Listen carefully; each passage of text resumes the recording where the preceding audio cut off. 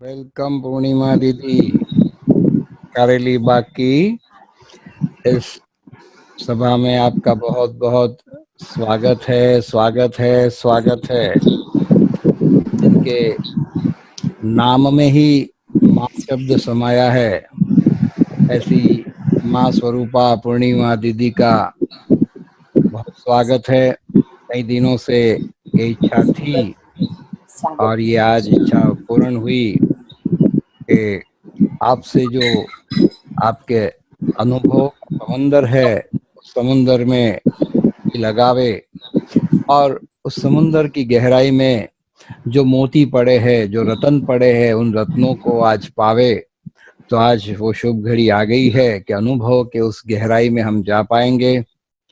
मैं समझता हूँ ये 1 घंटा सिर्फ मेरे लिए नहीं, लेकिन हमारे सभी भाई बहनों के लिए अति अति महत्वपूर्ण होने वाला है, क्योंकि बहुत सारे अनुभवों की आपके पास भरमार है। और ये भी मैं समझ पाता हूँ, समझ सकता हूँ कि हाँ, उस 1 घंटे में आप पूरा तो नहीं दे पाएंगे, लेकिन जितना हो सके आप कोशिश करें आपके वो अनुभव हमारे भाई बहनों तक पहुँचे और वो आज धन्य धन्य हो जाए। हमारे लौकिक बचपन से जिनको देखा, यूं कहे कि बाबा को समझा, उससे पहले हमने आपको देखा, आपको समझा और हमारे लिए एक आदर्श रहे आप बचपन से। ब्रह्मा कुमारी या ब्रह्मा कुमारी संस्था का सिनोनियम्स हमारे लिए कहे तो वो पूर्णिमा दीदी। तो ऐसे दीदी का वेलकम करते हुए, सत्कार करते हुए आज दिल गदगद हो रहा है। कभी ये सोचा न था कि ड्रामा में ये भी सीन अच्छा देखने को मिलेगा। तो वास्तव में हम सब के लिए सौभाग्य की घड़ी है। और भाइयों और बहनों, आपको मालूम हो कि बड़ौदा की ये जो सेवाओं का वट वृक्ष फैला हुआ है, उस वट वृक्ष का बीज हमारी आदरणीय दीदी जी भी है। तो इस बारे में थोड़ा और विस्तार से तो हमारे डॉक्टर साहब बताएंगे। तो डॉक्टर साहब से भी मैं विनती करना चाहूँगा, हमारे आदरणीय दीदी जी का आप शब्दों के द्वारा स्वागत करें। और चंपा बहन जी भी हो तो वो भी जरूर हाजिर होवे। आदरणीय डॉक्टर भ्राता जयंत भाई जी। पूर्णिमा दीदी, साथ साथ ये भी आपको बताते हुए खुशी होती है कि ये सभा हमारी इंटरनेशनल सभा है। इसमें कनाडा से भी, अमेरिका से भी और भारतवर्ष के कई राज्यों से, मतलब शहरों से, कानपुर, कोलकाता, दिल्ली, मद्रास, मद्रास तो नहीं लेकिन मुंबई और गुजरात के भी कई शहरों और गांवों से इस सभा में भाई बहनें जुड़े हैं और हर रोज 5 बजे जुड़ते हैं। लेकिन आज के जुड़ने में विशेष सौभाग्य है क्योंकि आपसे आज सुनना है। तो डॉक्टर साहब से मैं विनती करूंगा, वो आप दीदी का स्वागत करें। चंपा बहन और डॉक्टर साहब। हमारा भी सौभाग्य है जो आपने याद किया। नहीं दीदी, आपको तो याद करेंगे ही करेंगे। आप तो बड़ौदा धरोहर के फाउंडर आप हो। आप तो मालूम है, पहले बड़ौदा में सबसे पहले सेंटर खुला तो पूर्णिमा बेन बड़ौदा से, फिर वहां विस्तार हुआ तो नडियाद में गए, खेड़ा डिस्ट्रिक्ट में पूरा किया। आपका स्वागत है। हमको भी खुशी है कि आप सभी को आज विशेष मिलना होगा और विशेष आपने निमंत्रण दिया। तो हमको भी आज बहुत खुशी है कि आप भी बाबा के बड़ौदा के ऐसे अनन्य रत्न निकले हुए हो जो आज बाबा की सेवा में बाबा का सेंटर संभाल रहे हो, दोनों मिलके आप और जैन भाई। पहले गुलदस्ते से स्वागत करते हैं, आप देख सकते हो, दिखाई पड़ता है। अपने घर में आए हो। ये तो अपना घर है, परमधाम तो है, लेकिन ये आपका घर है। घर में बहुत समय के बाद पधारे हो, इसीलिए सबको बहुत बहुत खुशी है। हम भी आपको बहुत बहुत याद करते रहते हैं। आज ये कोरोना ने मौका दिया जो आपको घर पे वापस हमारे को भी मिलने के लिए बुलाया है। बहुत बहुत वेलकम है। मैंने सुबह में भी परिचय दिया था कि पूर्णिमा दीदी हमारे बड़ौदा के है और बड़ौदा की सेवा करने वाले सिर्फ नहीं, लेकिन सारे गुजरात में, नडियाद, आनंद, सभी जगह यहाँ से ही सेवा हुई थी। आप छुकी दीदी, दमयंती बहन और पूर्णिमा बहन उस समय यहाँ थे। सारे गुजरात में पहले अहमदाबाद और फिर भावनगर के बाद बाबा का संकल्प था बड़ौदा में सेवा शुरू करे। उसी समय फिर छुगी दीदी, दमयंती दीदी और पूर्णिमा बहन जो यहाँ के बेसिक फाउंडर है। अभी भी कई बाबा के बच्चे हैं, कुमार और अदर कुमार, अरेक, जो अभी तक भी यहाँ पर उसी बीच से निकले हुए ये सेवा को बढ़ाते रहे हैं। तो आपका बहुत बहुत बहुत स्वागत है पूर्णिमा बहन। आपको देखकर अति खुशी होती है। अभी आपसे हम ज्यादा टाइम लिए बिना आपसे अपना अनुभव सुनेंगे। अच्छा जी। ओम शांति। गुजराती के हिंदी? हिंदी हिंदी हिंदी बोली, हिंदी। हाँ, क्योंकि ये अभी इंटरनेशनली है। ओम शांति। आज हमारे लिए बहुत खुशी की बात है जो हमारी कर्म भूमि बड़ौदा, जो आप सभी ने हमको आज याद किया, और हमारा भी सौभाग्य है कि बाबा की सेवा के अंदर बाबा ने हमको सबसे पहले बड़ौदा सेवा में भेजा। विशेष मेरा अलौकिक जन्म जो है वो अहमदाबाद में हुआ। मेरा लौकिक जन्म राजस्थान में विजयनगर में हुआ है, और साथ साथ अलौकिक पिता के द्वारा ही हमारा जीवन समर्पित हुआ है। और ये खुशी की बात है कि गुजरात के अंदर सबसे पहली जो गीता पाठशाला खुली हो तो हमारे लौकिक घर में खुली है। और साथ साथ विशेष जो जीवन का समर्पित जीवन, वो भी कन्याओं के अंदर सबसे पहला मुझे ही सौभाग्य मिला है। जब भी अहमदाबाद में सेंटर खुला, साकार बाबा ने ही ये सेंटर खोला हुआ था, और साकार बाबा ही मधुबन से ही जब सेंटर खुला तो सब कुछ भेजते रहते थे, और जो भी खर्ची है वो भी बाबा मधुबन से भेजते थे। तो जैसे कि साकार बाबा ने ही वो अहमदाबाद सेंटर खोला, और एक ही मास हुआ था, तो जैसे जानकी दादी को बाबा ने उसी सेंटर पर सेवा के लिए रखा हुआ था। जानकी दादी की तो ऐसे ही विशेषता है कि बाबा का जो परिचय है, बाबा की सेवाएं है, उनकी बहुत जैसे लगन। तो जैसे दादी ने ये कोर्स जो है हमारे घर के बाजू में जब चला, तो दमयंती बहन कोर्स कराने के लिए आती थी, तो दादी ने कहा कि वहाँ कितने आ रहे हैं, तो बोला दादी 100 से भी ऊपर माताएं कोर्स कर रही है। तो दादी ने कहा कि ठीक है, मैं 7वें दिन वहां आऊंगी आपके साथ, और वहां उन आत्माओं के लिए विशेष वहां गीता पाठशाला खुले, ऐसे हम संकल्प लेके आती हूँ। तो जैसे जानकी दादी दमयंती दीदी के साथ आई और देखा कि सब माताओं को बहुत लगन है, तो सभी माताओं को पूछा कि आप लोग सभी रोज सत्संग करने के लिए आएंगे? तो उन्होंने कहा हाँ जरूर हम आएंगे। लेकिन जिसके घर में सत्संग था उन्होंने कहा कि दादी जी हम तो यहाँ कायम के लिए नहीं रख सकते, आप कहाँ और प्रबंध करो। तो दादी ने सबको पूछा कि भाई कहाँ रखे जो आप सभी वहां इकट्ठे हो। तो फिर हमारी लौकिक माता जी वहां सुनने के लिए जाती थी।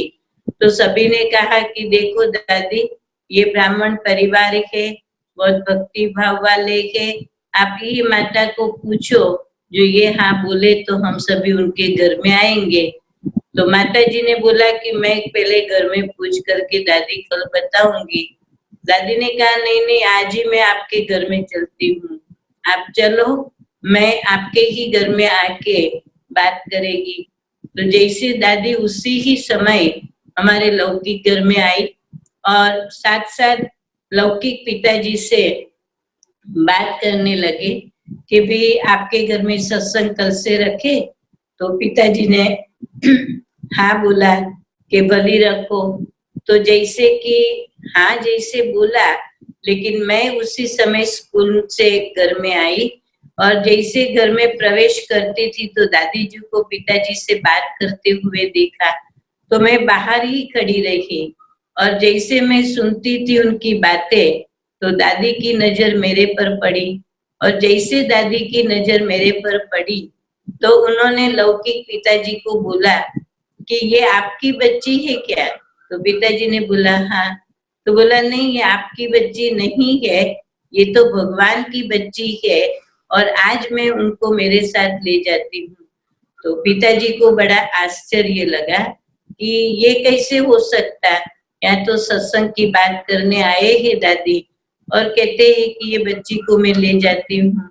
तो पिताजी ने कहा कि देखो दादी, मैं ब्रह्मा कुमारियों को जानता नहीं हूँ और मेरी बच्ची तो अभी बहुत छोटी है, पढ़ाई पढ़ रही है और मुझे बहुत ही उनको पढ़ाना है, इसलिए मैं नहीं दे सकता हूँ। तो दादी ने फिर बात बदल दी। दादी ने कहा अच्छा ठीक है, मैं तो ऐसे ही आपको बोल रही हूँ, पहले पहले आपके घर में सत्संग तो चले ना। तो पिताजी ने बोला कि हाँ हमारे घर में सत्संग करने बहने बली आए। तो जैसे कि दादी ने उसी समय से लेकर के हमारे घर में गीता पाठशाला शुरू हुई। रोज दोपहर के अंदर दादी जो भी मधुबन से बाबा बहनों को भेजते थे तो अलग अलग बहनों को भेजते रहते थे। तो दादी भी हमारे लौकिक घर में सभी को भेजते रहते थे और विशेष वहाँ बहुत आत्माएं, क्योंकि पुरुषोत्तम मास चल रहा था और सभी को बुद्धि में ये था कि पुरुषोत्तम मास में इतना अच्छा सत्संग चलता है तो हम रोज जाया करें। तो उन लोगों को अच्छा भी लगता था।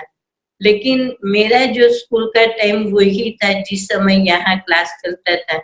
लेकिन जब मैं स्कूल से रोज आती थी तो जो बहनें सुनाने के लिए आती थी उनको मैं बस स्टैंड पर रखने जाती थी। तो वो जैसे कि हमको कुछ न कुछ बाबा की बातें सुनाते रहते थे। एक बारी दमयंती बहन ने बोला कि आपको भगवान को मिलना है।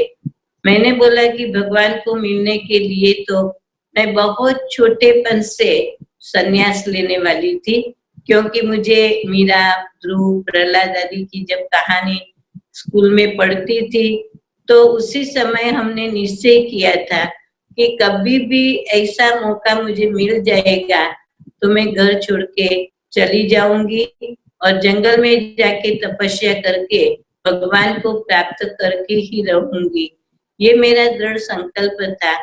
लौकिक पिताजी भी ज्योतिष का जानते थे, तो लौकिक पिताजी ने भी हमारी माताजी को बताया था कि जो उनकी उम्र 15 या 16 साल की होगी और कोई प्रबल गुरु मिलेगा तो वो घर छोड़ के चली जाएगी, इसलिए आप उनकी पूरी संभाल रखना, जो वो घर छोड़ के जाए नहीं।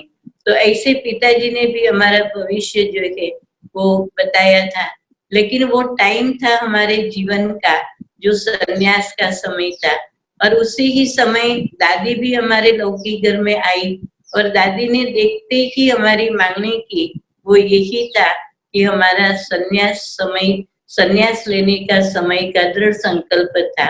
तो देखो बाबा सामने से आए, मुझे बाबा को ढूंढने के लिए जंगल में नहीं जाना पड़ा, लेकिन बाबा खुद जानते थे कि ये बच्ची मुझे प्राप्त करने के लिए तड़प रही है और वो घर छोड़ने के लिए चाहती है। तो सामने से ही बाबा ने जानकी दादी को घर में भेजा और दादी ने ही मांगने की।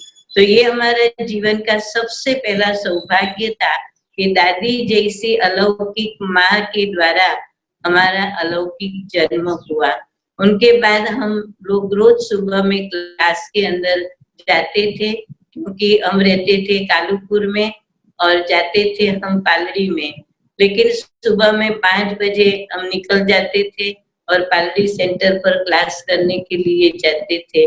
और 10-1 बजे घर में पहुंचते थे और 10 बजे आकर के खाना खा के फिर स्कूल के अंदर पढ़ने के लिए जाते थे। लेकिन जीवन के अंदर विशेष जो पुरुषार्थ थे वो दादी के द्वारा बहुत कुछ हमको अपने जीवन के अंदर सीखने के लिए मिला। 1 मास ज्ञान में आए हुए हुआ था तो दादी ने हमारे लौकिक पिताजी को बोला कि आप चलो साकार बाबा को मिलने के लिए मधुबन में, जिसके तन में परमात्मा आते हैं तो भगवान को आप मिल पाएंगे। तो उसी समय पिताजी का ये जीवन था कि उनकी जो सर्विस थी और जो मिल के अंदर सर्विस करते थे तो 1 साल हुआ था सारी मिल बंद हो गई थी और ऐसे ही घर में ही बैठे थे, दूसरी कोई सर्विस मिली हुई नहीं थी। तो दादी ने बोला कि आप चलो मधुबन में। पिताजी ने बोला कि देखो दादी, अभी मैं नहीं आ सकता हूँ क्योंकि मेरी सर्विस 1 साल से बंद है। मेरे 5 बच्चे पढ़ाई भी कर रहे हैं, हम 7 जन खाने वाले हैं, घर को चलाना है और इतना सारा हमारे पास नहीं है जो हम मधुबन में आ सके। उस समय दादी ने बोला कि अरे आप चिंता मत करो, मैं आपको टिकट निकलवाएंगी लेकिन मैं आपको लेके जरूर जाऊंगी। पिताजी ने बोला कि मैं ऐसे नहीं दादी आऊंगा क्योंकि जब तक मुझे सर्विस नहीं मिलेंगी तब तक मैं मधुबन बाबा को मिलने नहीं आऊंगा। तो दादी ने बोला कि आप ऐसे चिंता मत करो, कमाई जब आपकी शुरू होगी, नौकरी मिल जाएगी तो आप रिटर्न हमको दे देना। तो पिताजी ने मना किया और घर आने के बाद माताजी को बोला कि बाबा को मिलने के लिए दादी ने बहुत फोर्स किया लेकिन हमने मना किया। तो माताजी ने बोला क्यों मना किया? तो बोला हम क्यों ऐसे, दादी बोलती है मैं टिकट निकलवा दो, हम क्यों ऐसे जाए? तो माताजी ने बोला कि हम दादी से नहीं लेवे लेकिन हम घर में कैसे भी चलाएंगे, लेकिन जो सचमुच भगवान आ चुके हैं, आपको निश्चय है तो आप जाओ, हम लोग कैसे भी चलाएंगे। तो पिताजी को और मेरे छोटे जो भाई बहन है उन तीनों को माताजी ने कहा कि आप तीनों ही जाओ, इनको भी लेके जाओ। वो समय था, उस समय जो मधुबन जाने के लिए टिकट सिर्फ 12 रुपये थी, ट्रेन की, बस की, टैक्स आदि सब मिला करके एक व्यक्ति का 12 रुपये होता था। तो माताजी ने कहा कि जितना भी खर्च होगा हम लोग यहाँ घर में चलाएंगे। तो उसी समय हम जितने भी घर में सभ्य थे तो हम लोग जैसे कि घर के अंदर सब्जी लाते हैं, दूध लाते हैं, तो वो खर्च जो होता है वो हमने सब्जी और दूध लाना बंद कर दिया। सिर्फ वहाँ 4 आने की छाछ लाते थे और सुबह शाम खाने के अंदर वही खाते थे, भाकरी और गुड़ है और छाछ और भाकरी है या खिचड़ी के, ऐसे खाना बनाते थे। तो वो दूध और सब्जी के पैसे बचा करके पिताजी को मधुबन के अंदर भेजा। जब वो मधुबन में गए और बाबा को मिले तो जैसे बाबा को मिलते ही बाबा ने कहा अरे बच्चे आप कहाँ आए हो, देखो माँ बाप के घर में आए हो। और जैसे बाबा इतना प्यार से जैसे कि बुलाया तो उनको लगा कि सचमुच मैं यहाँ आया हूँ तो मैं अपने माँ बाप के घर में ही आया हूँ। क्योंकि पिताजी बहुत छोटी उम्र थी, 6 मास की, तभी माताजी ने शरीर छोड़ा। 17 साल की उम्र में पिताजी ने शरीर छोड़ा। तो माता पिता का प्यार क्या है वो उन्होंने अनुभव नहीं किया था। जैसे मधुबन में पहुंचे और साकार बाबा को देखा और देखते ही उनको ऐसे लगा कि मैं अपने माता पिता के घर में आया हूँ जो बहुत समय से बिछड़ा हुआ था। और ऐसे बाबा के पास 7 दिन वो रखे और उसके बाबा को मिलते समय बाबा ने उनको पूछा कि बच्चे तुम क्या कर रहे हो?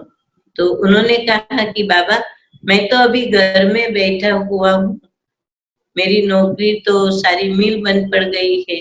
अरे बच्चे तुम्हारे लिए तो नौकरी तैयार है, क्यों नहीं करते हो? तो बोला बाबा जो मेरे लायक नौकरी मिले तो मैं करने के लिए तैयार हूँ, लेकिन अभी तक मेरे लायक कोई ऐसी सर्विस नहीं मिली है मुझे। नहीं बच्चे तुम्हारे लिए तो सर्विस तैयार है। ऐसे बाबा ने जैसे वरदान कहो वो दिया। और जब छुट्टी बाबा से ली तो जैसे बाबा अपने ऑफिस में बैठते थे तो बाबा को जब मिलने के लिए गए तो बाबा ने कहा कि देखो बच्चे, जब भी मन हो तो दोबारा भी आ जाना, यही तुम्हारे माँ बाप का घर है। तो जैसे बाबा बहुत प्यार से जैसे छुट्टी दिया, बादाम मिश्री दिया और वो लाइन के अंदर खड़ा रखा और कहा कि देखो अभी बाबा के घर से आप जा रहे हो, तो जैसे गीत बजता था कि भगवान तेरे घर का श्रृंगार जा रहा है, और बाबा अपने हाथों से एक एक को बादाम मिश्री देते थे, गले लगाते थे और सभी के आंखों से आंसू जाते थे। तो ऐसा जो प्यार है माँ बाप का क्या है, वो पिताजी ने पहली बारी अनुभव किया। और जब वो दूसरे दिन घर आए तो घर आने के बाद उन्होंने पहले ही हमको बताया कि जब भी तुम बाबा के पास जाएगी तो मुझे इससे लगता है कि तुम वापस घर नहीं आएंगी।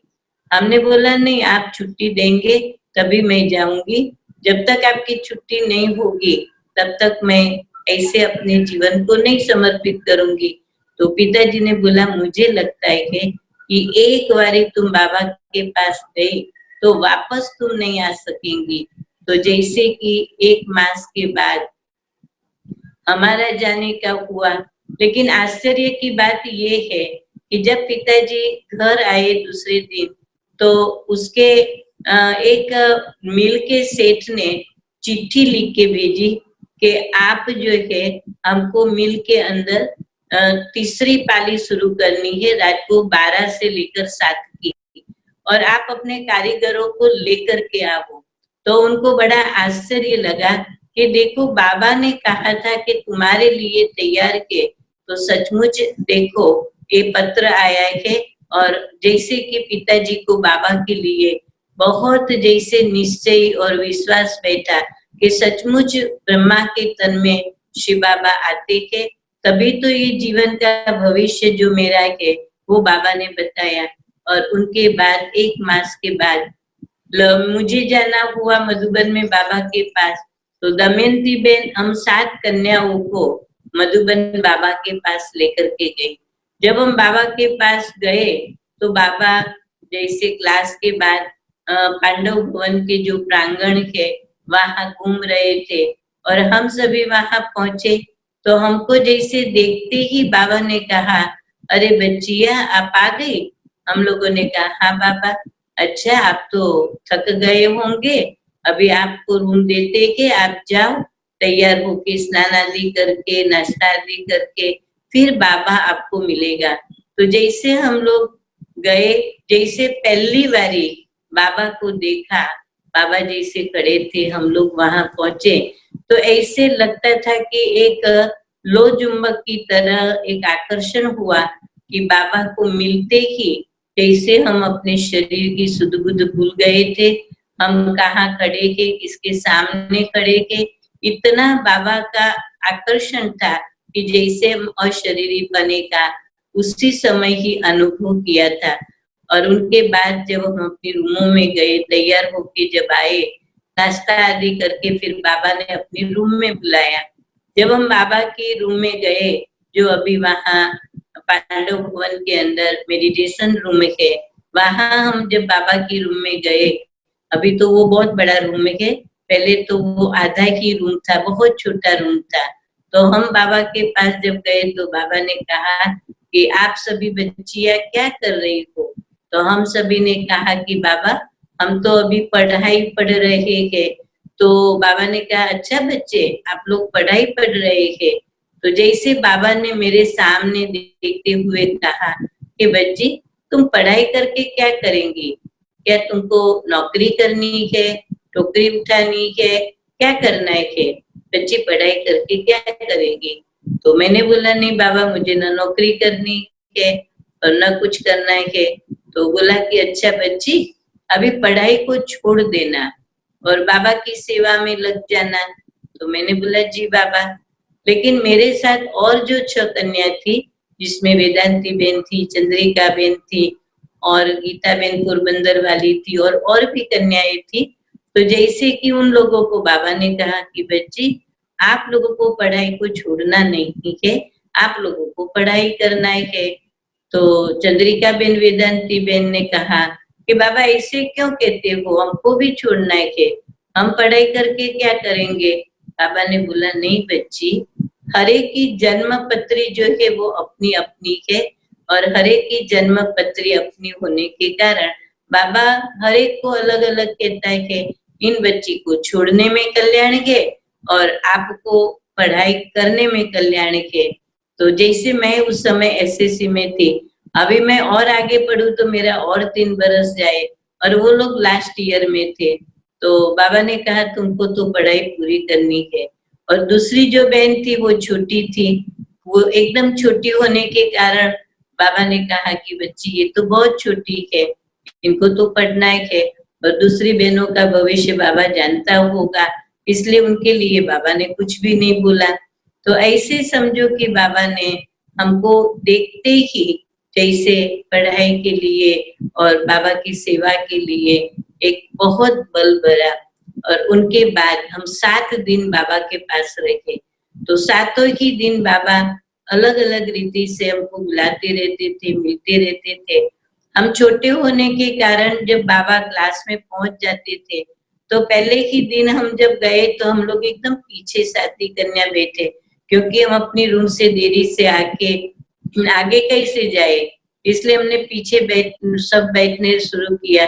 तो बाबा की नजर गई तो बाबा ने बोला अरे बच्चिया आप पीछे क्यों बैठी हो, आ जाओ आगे सब खड़े हो जाओ और आगे पहले लाइन में बैठो। आप कन्याओं को तो पीछे नहीं बैठना है के बाबा के सामने बैठना है। तो आज बाबा को खुशी है कि आज एक कन्या 100 ब्राह्मणों से उत्तम है। तो आज देखो 700 ब्राह्मण आए के, सारा हॉल भर गया है। तो आज बाबा को आपको देख के बहुत खुशी होती है। बच्चे अभी रोज जब आओ ना तो पहली लाइन में बैठना। तो हमको लगा कि अभी रोज देरी से आएंगे ना तो बाबा उठाएगा, इसीलिए हमने फिर बाबा के आते पहले क्लास में जाना शुरू किया और पहली लाइन में हम बैठते थे। लेकिन छोटे होने के कारण कई बारी नींद भी आती थी, झुटका भी आता था, बगासा भी आता था। तो बाबा जी से मुरली चलाते थे तो देखते थे, तो कई बारी बाबा एक्शन भी करते थे, अरे देखो देखो ये बच्ची है क्या करती है। भगवान खुद आकर के पढ़ाता है और ये इसे बाबा एक्शन करके बताते थे कि देखो कैसे बगासा आता, कैसे झुटका आता। तो बच्चियां देखो कौन पढ़ाता है कि वो खुशी और नशा रहे तो ये झुटका नहीं आएगा। तो ऐसे बाबा समझो कि क्लास के बीच के अंदर भी ये सुनाते थे। और उनके बाद जब हमारा 7 दिन पूरा होने आया तो दमयंती बेन ने कहा कि अभी तो कल हमको सभी को जाना है बाबा की छुट्टी लेके। तो उसी समय हम तो पहले से ही हमारा नेचर था कि हम किसी को कुछ बोलती नहीं थी, जो बड़े कहे उसमें उसी की आज्ञा पर पूरा चलना। लेकिन जो चंद्रिका बेन वेदांती बेन थे उन्होंने कहा कि दमयंती बेन हम आपके साथ नहीं आएंगे, हमको तो और 7 दिन रहना है, अभी सल्ला दीदी पार्टी लेके आने वाली है, हम तो ठहर जाएंगे। तो उन्होंने बोला नहीं कायदा है इसलिए आपको भी तो मेरे साथ ही आना पड़ेगा। तो वो लोग तो सीधा बाबा के पास गए और बाबा को बोला बाबा हमको तो और 7 दिन रहना है। तो उन्होंने कहा कि ठीक है बच्ची भली रहो, लेकिन हमारी ब्राह्मणी ना बोल रही है। तो बोला जाओ तुम बुला के लाओ। तो दमयंती बेन को बुला के लेके गई, बोला देखो बच्ची ये बच्ची है क्या कह रही है, उन लोगों को रहने की दिल है, बाबा उनकी दिल पूरी करेगा, वो बच्चियां भली रहे कोई हर्जा नहीं, बच्चियों को रहने की दिल है। लेकिन मेरे सामने देख करके बाबा ने कहा कि बच्ची तुमको नहीं रहना है, तुमको तो दमयंती के साथ ही जाना है। तो मैंने बोला जी बाबा, क्योंकि मैं ऐसे भी नहीं, कितनी भी दिल हो लेकिन मैं ऐसे नहीं कह सकती थी कि नहीं बाबा मुझे तो रहना ही है। मैंने बोला ठीक है बाबा मैं जाऊंगी। अच्छा बच्ची जाओ ने तो मेरी छुट्टी लेके जाना। तो मैंने बोला जी बाबा। तो जब मैं दूसरे दिन बाबा की छुट्टी लेने गई तो जैसे बाबा कुर्सी में बैठे हुए थे। तो उसी समय बाबा ने मेरा हाथ पकड़ा और हाथ पकड़ करके अपनी गोदी में बिठाया। और जब गोदी में बिठा करके मेरे सिर ऊपर बाबा हाथ घुमा रहे थे, और हाथ घुमाते घुमाते जैसे कानों के अंदर रिंग पहनी हुई थी सोने की, तो बाबा ने कहा, बच्ची ये क्या पहना हुआ है? अभी बाबा तो खुद जानता ही है, क्योंकि खुद ही व्यापारी था और वही धंधा करता था बनाने का। तो भी बाबा ने मुझे पूछा, बच्ची ये क्या है लटक रहा है? मैंने बोला, बाबा ये तो सोने की रिंग है। अच्छा बच्ची, तो मुझे अंदर से ये हुआ कि शायद अभी बाबा मुझे सेवा के लिए भेज रहा है, तो ये निकालना होगा। तो मैंने बोला, बाबा मैं ये निकाल के आपको दे देती हूँ। बोला, बच्ची मैंने ऐसे थोड़ी कहा है कि मुझे निकाल के दे दो, मैंने तो ऐसे ही तुमको पूछा, लेकिन मेरी बुद्धि में ये पक्का हो गया था कि ये भी मुझे निकालना है, ये मैं नहीं पहनूं। तो बाबा ने कहा, नहीं बच्ची ये मुझे निकाल के नहीं दो, आप अपने पास अपने वहां निकाल करके अपनी माँ को दे देना। तो मैं समझ गई कि शुरुआत बाबा ने यहाँ से कैसे हर चीज का त्याग करना है वो बाबा ने जैसे सिखाया। उनके बाद बाबा ने मुझे पूछा कि बच्ची तुम्हारा नाम क्या है? तो मैंने कहा, बाबा मेरा नाम पूर्णिमा है। तो बाबा वो पूर्णिमा शब्द नहीं भूलता था। जब पत्र बाबा लिखते थे तो भी बाबा पूर्णिमा नहीं लिखता था, लेकिन पूर्णिमा लिखता था। तो बोला, बच्ची तुम तो पूर्णिमा हो, लेकिन मुझे तो मेरी छोटी उम्र होने के कारण ये माँ के या के वो क्या कोई बुद्धि में नहीं आता था। बाबा ने कहा, बच्ची तुम पूर्ण माँ हो, तुम जगत की माता हो, तुमको जगत का कल्याण करना है, बहुत कुछ सेवा करनी है। तो मैं सुनती रहती थी और बाबा की दृष्टि लेती रहती थी, लेकिन माँ की पालना क्या है या उनके संस्कार कौन से होते हैं वो मेरे बुद्धि में नहीं था। तो मैं बाबा को देखती रहती थी और बाबा से शक्ति लेती रहती थी। फिर बाबा ने मुझे पूछा कि बच्ची तुमको दाल रोटी बनाना आता है? मैंने बोला, नहीं बाबा, न मैं सीखी हूँ न मुझे किसी ने सिखाया है। तो तुम दाल रोटी बनाना सीख जाएंगी? मैंने बोला, हाँ बाबा मैं जरूर सीख जाऊंगी। अच्छा बच्ची, तुमको यज्ञ के अंदर 2 कपड़े मिलेंगे तो चलेगा? तो मैंने बोला, देखो बाबा, जीवन के लिए मैं घर छोड़ने वाली थी आपको प्राप्त करने के लिए, लेकिन आज मैं कितनी सौभाग्यशाली हूँ कि आपकी गोद में बैठी हूँ और आप जो मिल गए हो, तो और मुझे क्या चाहिए? इसीलिए मुझे 2 कपड़ा दाल रोटी मिली, मुझे और कोई इच्छा नहीं है कि मुझे कुछ चाहिए। तो जैसे बाबा ने कहा, अच्छा बच्ची तो इतना आप सीख जाना। और फिर बाबा ने कहा कि बच्ची तुम जहां भी जाएगी और जहां भी तुम पांव रखेंगी तो सफलता तुम्हारे चरणों में झुकी हुई है। इसीलिए बच्ची सफलता तुम्हारे, जैसे बाबा इतना प्यार से सिर ऊपर हाथ घुमाते घुमाते जैसे ये वरदान दे रहे थे, और उनके बाद बाबा ने कहा, लच्छू आज मेरी बच्ची सेवा के लिए जा रही है, सीधा सेंटर ऊपर जाएगी, आज बाबा उनको गिट्टी खिलाएगा, तो तुम जाओ गरम गरम फुल्का बना के मुझे दो, मैं अपने हाथों से खिलाऊंगा। तो जैसे मैं बाबा की ही गोदी में बैठी हूँ और लच्छू बहन आई और गरम गरम फुल्का वहां ही बना के बाबा को हाथ में दिया, जिसमें मक्खन और मध लगा करके बाबा ने अपने हाथों से वो गिट्टी खिलाई और कहा, बच्ची अभी तुम जा रही हो, देखो बादल का काम क्या होता है कि बादल सागर के पास भरने के लिए पानी आता है और जब वो भर जाता है तो जाके वो बरसता है। तो तुम बच्ची को भी जाके बरसना है, जब खाली हो जाओ तो फिर सागर के पास आ जाना। तो जैसे बाबा ने इतना प्रेम से जैसे की छुट्टी दी, और उनके बाद फिर बाबा ने खड़ा होने के बाद बाबा ने बादाम मिश्री दी, अपने को गले लगाया, और ऐसे ही जैसे गीत बजता है कि भगवान तेरे घर का श्रृंगार जा रहा है, उसी समय ऐसे लगता था कि जैसे माँ बाप अपनी बच्ची को कोई ससुर घर भेजता है, ऐसे लगता था कि बाबा जैसे कहाँ भेज रहे हैं। आंखों से आंसू जाता था, बाबा को छोड़ने का मन नहीं होता था, लेकिन फिर भी बाबा अपने घर में ही सेवा के लिए भेज रहे थे। तो ये भी एक खुशी थी। तो उस समय तो मेरी उम्र 15-16 साल की होगी, और उनके बाद में जब सेंटर पर रहने के लिए सिद्धा ही गई, तो वहाँ दमयंती बहन, वनीता बहन, फिर जानकी दादी रहते थे। तो ऐसे जानकी दादी के पास मैं 8-10 मास रही। और जानकी दादी जब वहाँ रहती थी, दादी के जीवन के अंदर भी हमने बहुत कुछ सीखा हुआ है, क्योंकि दादी की जो विशेषता है, एक तो दादी विशेष इकोनॉमी और एक नामी थी। पहले से ही बाबा के प्रति की उनकी लगन जो है, उनका मैं एक आपको अनुभव बताऊं कि जब दादी अहमदाबाद के अंदर बाबा ने भेजा, तो उसी समय सेंटर पर टेप नहीं थी। टेप माना पहले तो स्पून आता था बड़ा, जिसमें मुरली आती थी, और वो 4-5 दिन की भरी हुई मुरली होती थी।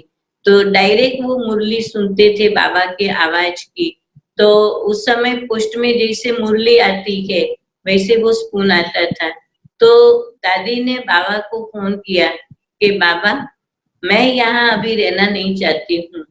बोला बच्ची क्या हो गया? तो बोला बाबा यहाँ टेप तो है नहीं जो मैं आपके आवाज की डायरेक्ट मुरली सुन सकूं, इसलिए मैं तो वापस जाती हूँ।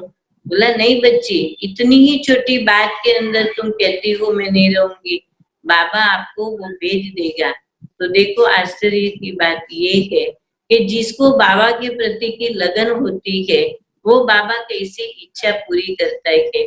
तो बाबा ने विश्व रतन दादा को भेजा, और विश्व रतन दादा बॉम्बे जाकर के खरीद करके अहमदाबाद टेप दे करके गए। तो दादी बहुत खुश हो गई। दादी की एक विशेषता थी, सुबह में अमृत वेले जब उठती थी, तो जैसे वो वहाँ पालड़ी सेंटर जो है वो बाहर चल्ला होता है, वहां वो बैठती थी और योग करती थी। और क्लास के समय बाबा की टेप रखती थी, जो डायरेक्ट बाबा के आवाज से वो मुरली सुन सके। तो हम लोग भी ऐसे ही जब क्लास में जाते थे, तो बाबा के आवाज की डायरेक्ट वो मुरलियां सुनते थे। दादी की दूसरी ये विशेषता थी कि बाबा की जो भी मुरली चलती थी, उनका विचार सागर मंथन उनको बहुत चलता था। और जितना दिन रोज क्लास सुबह में 15 मिनट कराए, तो आज का क्लास कल नहीं मिलेगा, कल का परसों, माना कोई बात का रिपीटेशन नहीं होगा। वो अलग अलग प्रकार के क्लास जो है मंथन करा करके पहले सुनाती थी, और फिर बाबा की मुरली चलती थी। तो ऐसे दादी की जो पालना है कि जब भी हम लोग दादी के साथ रहते थे, बांदीली माताएं दोपहर के अंदर आएंगी, खाना खाने के लिए हम बैठे होंगे, तो जैसे दादी को मालूम पड़ेगा कि कोई बांदीली माता आई है, तो उनको बाबा की रूम में बिठाएंगे, कहेंगे मैं अभी आती। अपना खाना भी छोड़ देती थी, खाली थाली ढक देती थी, कहती है अभी मैं सुना के आती हूँ, उनको तो जल्दी जल्दी घर जाना होगा, बांदीली माता है कैसे छिप छिप के आती है। तो जैसे दादी इतना अच्छा पालना करती थी, मुरली सुनाती थी, योग कराती थी, टोली खिलाती थी, और बड़े प्यार से उनको इतना भरपूर करके भेजती थी, जो उनको घड़ी घड़ी आने की बाबा के घर में दिल हो। तो ऐसे दादी की वो पालना भी देखी, और साथ साथ दादी हम सभी को सब कुछ ये सिखाती थी कि बाबा के घर में जो मिला, जैसे मिला वही कैसे, क्योंकि घर में रहते थे तो खाना जो अच्छा लगता वही खाते, लेकिन दादी ने सेंटर पर हमको सब कुछ सिखाया कि जो नहीं अच्छा लगता है कि वो भी खाना है, क्योंकि बाबा के यज्ञ से हमको जो भी मिलता है वो हमको बड़े प्रेम से खाना है। और ऐसे दादी की पालना लेते लेते 1968 के अंदर आनंद के अंदर प्रोग्राम प्रदर्शनी का दिसंबर में हुआ। तो दादी तो थोड़ा समय रही, उनके बाद सल्ला दीदी रहने के लिए आई थी, बाबा ने सल्ला दीदी को भेजा हुआ था। तो सल्ला दीदी जब आई, उनके साथ भी थोड़ा समय रहना हुआ। 1968 के अंदर आनंद प्रदर्शनी में जब हम आए, तो प्रदर्शनी पूरी होने के बाद दीदी ने कहा कि आप लोगों को बड़ौदा जाना है, क्योंकि वहाँ 3 तारीख से वार्षिक उत्सव था, न्याय मंदिर में प्रदर्शनी थी। तो बोला कि आप लोग अभी यहाँ प्रदर्शनी पूरी हुई है, तो 1 तारीख आप सभी आनंद से ही सीधा बड़ौदा जाओ। तो जैसे हम लोगों को सेवा के अंदर सरला दीदी ने बड़ौदा में भेजा, तो 1 तारीख 1969 के अंदर मैं बड़ौदा आई, और हमारे साथ दूसरी भी कन्या थी, वेदांती बेन थी, चंद्रिका बेन थी, हम विजया बेन थी। हम लोग वहां सेवा के लिए आए। उसी समय जब वार्षिक उत्सव था, 3 तारीख को उद्घाटन था, तो बाबा ने तार भेजा हुआ था, क्योंकि जब भी जहाँ प्रदर्शनियां होती थी तो पहले बाबा विशेष तार भेजते थे जो सभा के अंदर पढ़ सके। और उसी समय बाबा की मुरलियां चली थी कि जब ऐसे बड़े बड़े प्रोग्राम होते हैं तो प्लेन से पर्चे गिराने चाहिए। तो मुझे याद है 1969 के अंदर जब बड़ौदा के अंदर वार्षिक उत्सव हुआ तो प्लेन से पर्चा भी गिराया था, और उसी समय ही जब उद्घाटन होने वाला था उनके थोड़े समय के पहले प्लेन से पर्चा भी गिरा, और उसी दिन बाबा का जो तार आया था वो तार भी वहां सभा में पढ़ करके सुनाया था। तो ये देखो बाबा की विशेष बच्चों को सेवा की प्रेरणाएं कैसे देते थे और कैसे पालना करते थे। और ऐसे प्रदर्शनी जब चल रही थी, मुझे याद है उसी समय डॉक्टर जैन भाई वहां प्रदर्शनी देखने के लिए आए थे। उस समय उनका जीवन कुमार थे, और पढ़ाई मुझे लगता है तब तक वो MBBS की पढ़ाई कर रहे थे। तो उसी समय जब प्रदर्शनी देखने के लिए आए तो प्रदर्शनी देखने के बाद कोर्स भी किया। तब से लेकर के बाबा के प्रति की जो लगन है, और वो लगन बहुत अच्छी लगी, और ये लगन लगते लगते जैसे निश्चय किया कि मुझे तो बाबा का बनना है।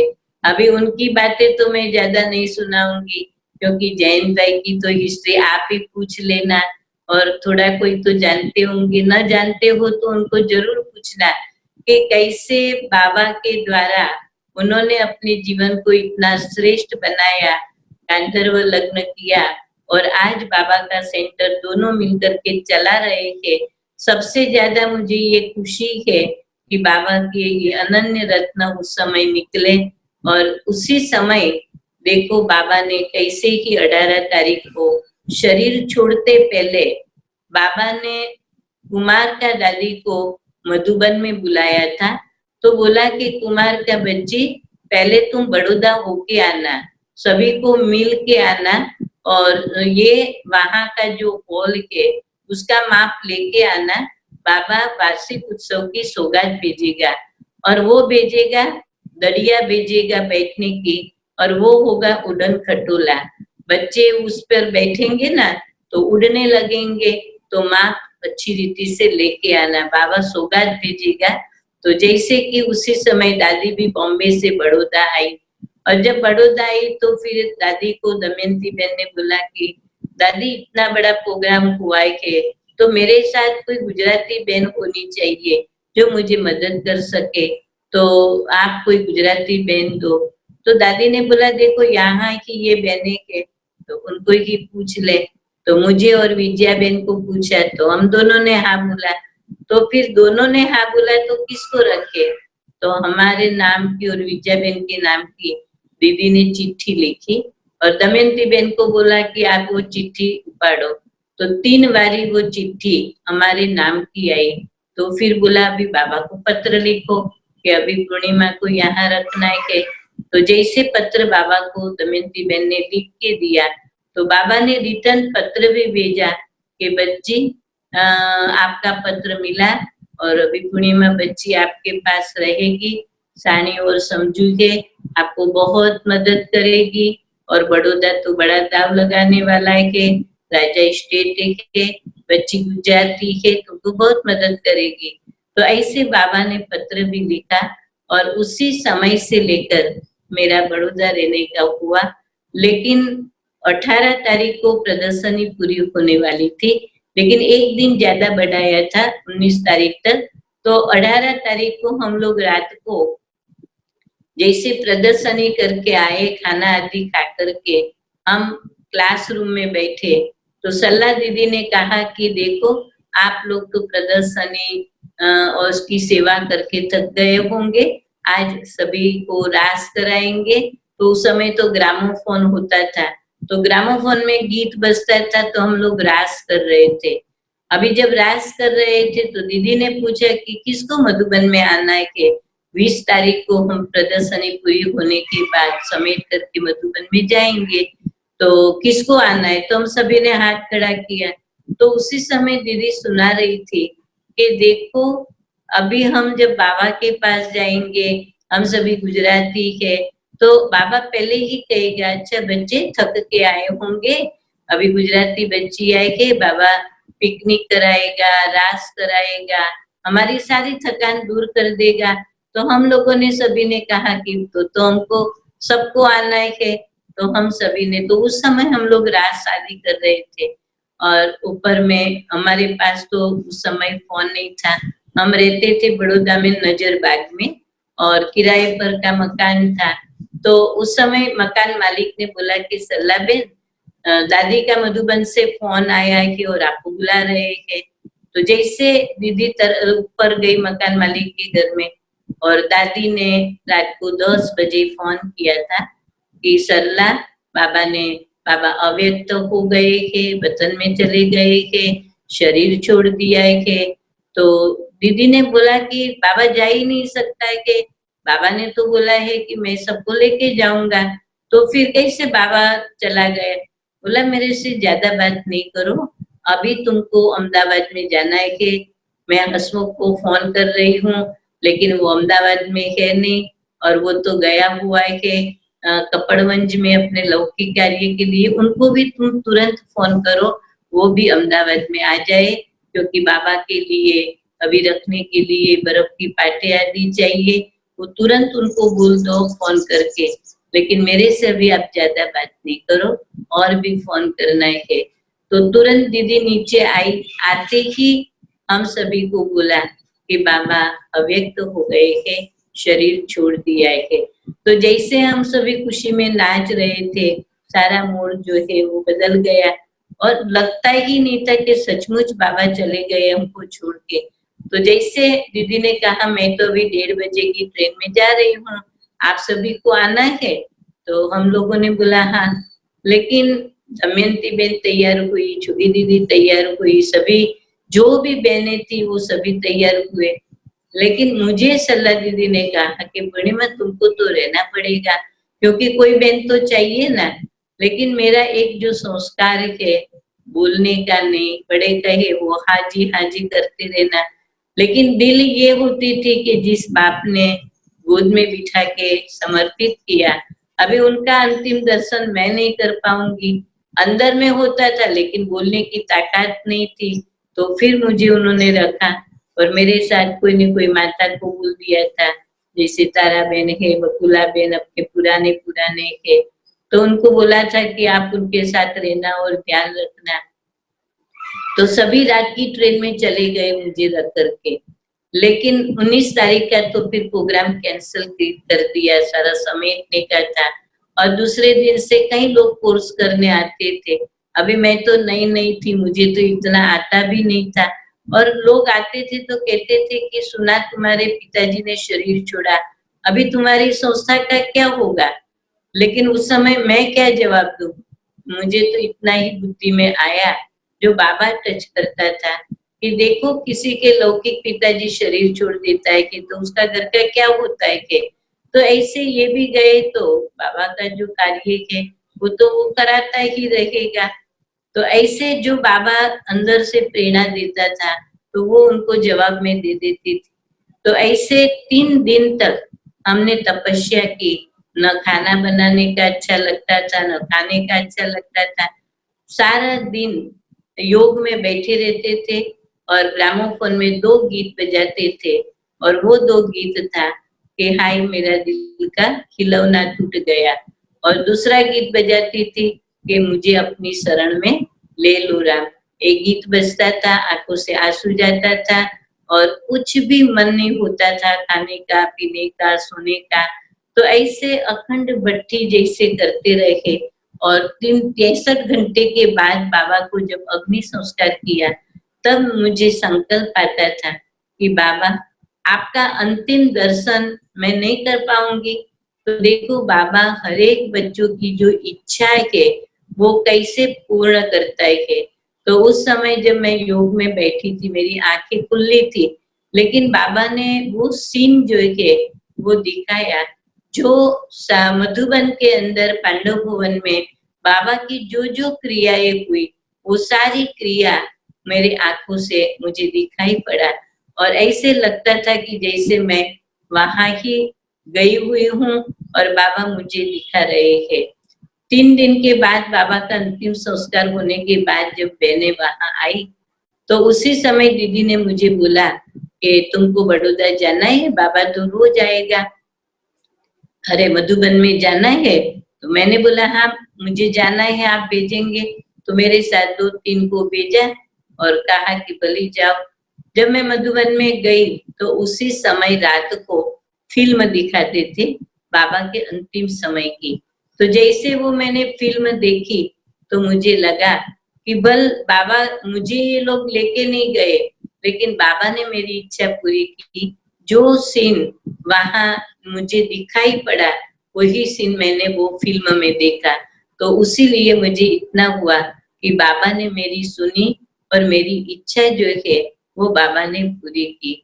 और वहां हम 3-4 दिन रहे और उनके बाद जब बड़ौदा वापस आए, तो बड़ौदा हमारी जीवन की कर्म भूमि है, जिससे बहुत आत्माओं के साथ जो भी मैंने कुछ सीखा है, चाहे कोर्स कराना, चाहे मुरली सुनाना, चाहे बाहर की सेवाओं का जो भी कुछ सीखा है, मैंने वहां के भाई बहनों से सीखा। क्योंकि मैं तो बहुत छोटी थी उस समय, मेरी उम्र शायद 18-19 बरस की होंगी।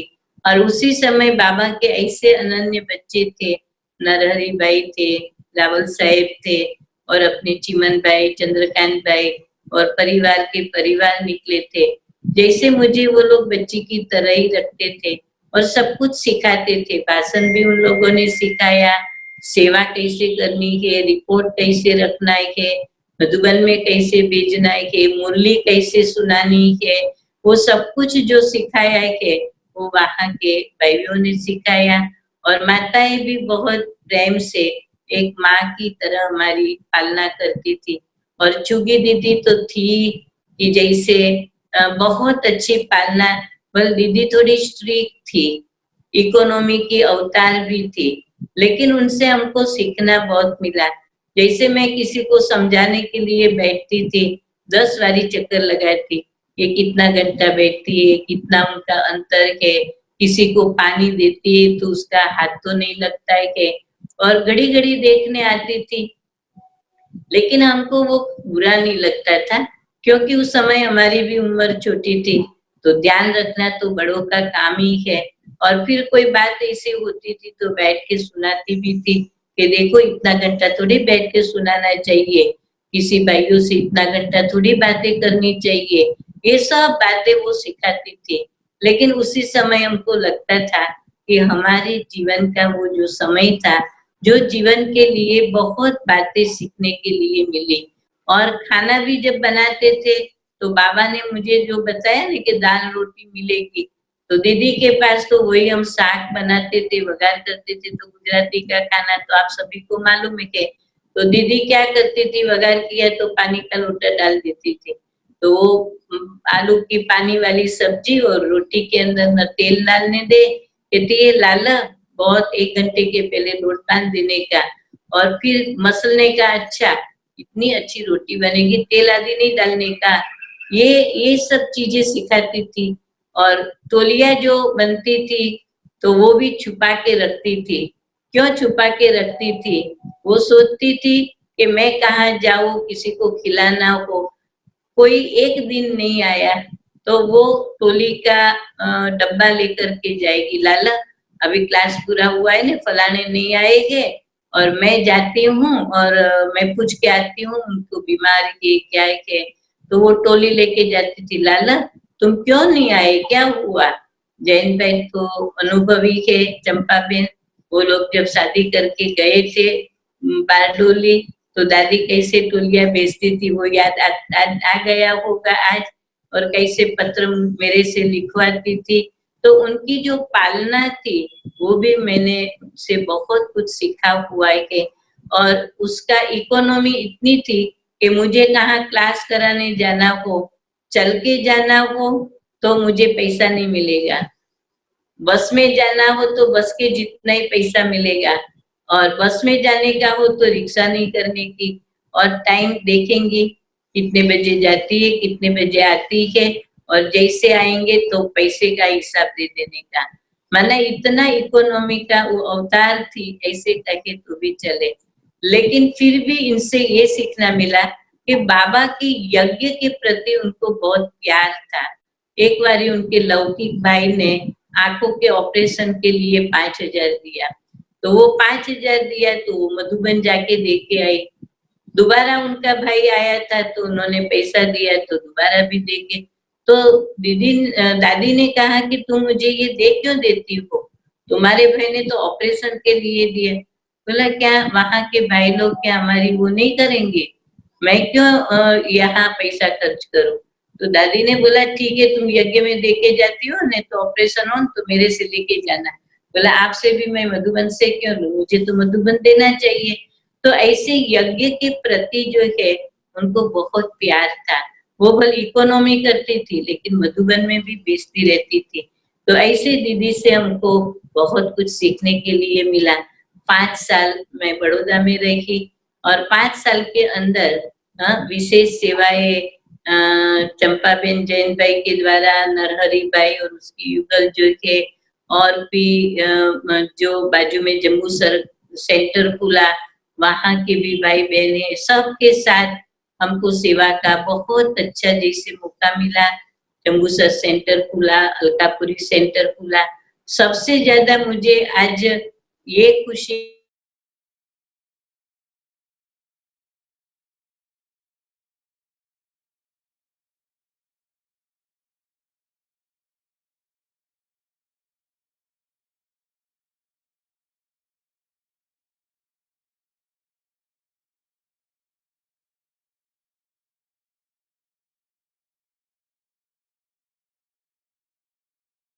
मल्लिका बेन जो थे उन्होंने भी हमारे पास कोर्स किया, ज्योति बेन है, और ऐसे अपने बाबा के जो पुराने जो भी भाई बहन है, आज कितनी भी समस्या आई होगी और कितनी भी परिस्थिति आई होगी, लेकिन आज देखो अडिगम होकर के आज बाबा की निश्चय बुद्धि होकर के चल रहे हैं।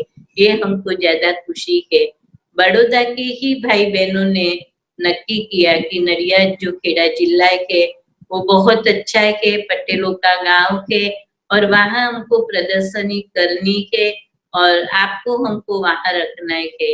तो हमारी जो चंद्रकांत भाई ताराबेन थी तो वो इसी तरफ के थे, तो उन्होंने कहा कि वहां प्रोग्राम रखे, और साथ साथ जम्बूसर के करमाड़ के जो अपने अम्बालाल भाई थे वो भी यहाँ नडियाद के अंदर चाहते थे प्रदर्शनी करने के लिए। तो 1974 की 1 तारीख को वो लोगों ने यहाँ प्रोग्राम रखा और हमको नडियाद लेकर के आए, और उसी समय संतराम मंदिर के अंदर प्रदर्शनी का आयोजन किया, और बड़ौदा के भाई बहन सहित हम यहाँ प्रदर्शनी के लिए आए। तो जैसे कि जिस समय आए तो प्रदर्शनी में तो सब चीजें आदि लेके आए थे, खाना बनाने का अनाज मसाला आदि सब कुछ। तो 15 दिन सभी रहे और वहां सब कुछ चला। लेकिन फिर दीदी ने बोला कि अभी तो आपको यहाँ ही रहना है। तो संतराम मंदिर में हमको एक मुक्ति धाम गेट के ऊपर रूम थी वो मिली हुई थी, तो मैं और एक कन्या को दीदी रख के गई, लेकिन हाथ में कोई पैसा नहीं था। ऐसे ही वो सब चीजें रख करके गए थे। और ऐसे अभी देखो बाबा कैसे सेवा कराता है। मैं अपना सिर्फ 4 कपड़ा लेकर के नडियाद आई, हाथ में एक पैसा भी नहीं मिले, लेकिन फिर भी सेवा तो करनी ही है। और खाना आदि तो जो भी रख के गए थे उनसे बनाते थे, कोई दूध लेके आता था, कोई सब्जी लेके आता था, और ऐसे बना लेते थे और खा लेते थे, और बहुत भाई बहन कोर्स करने के लिए आते थे।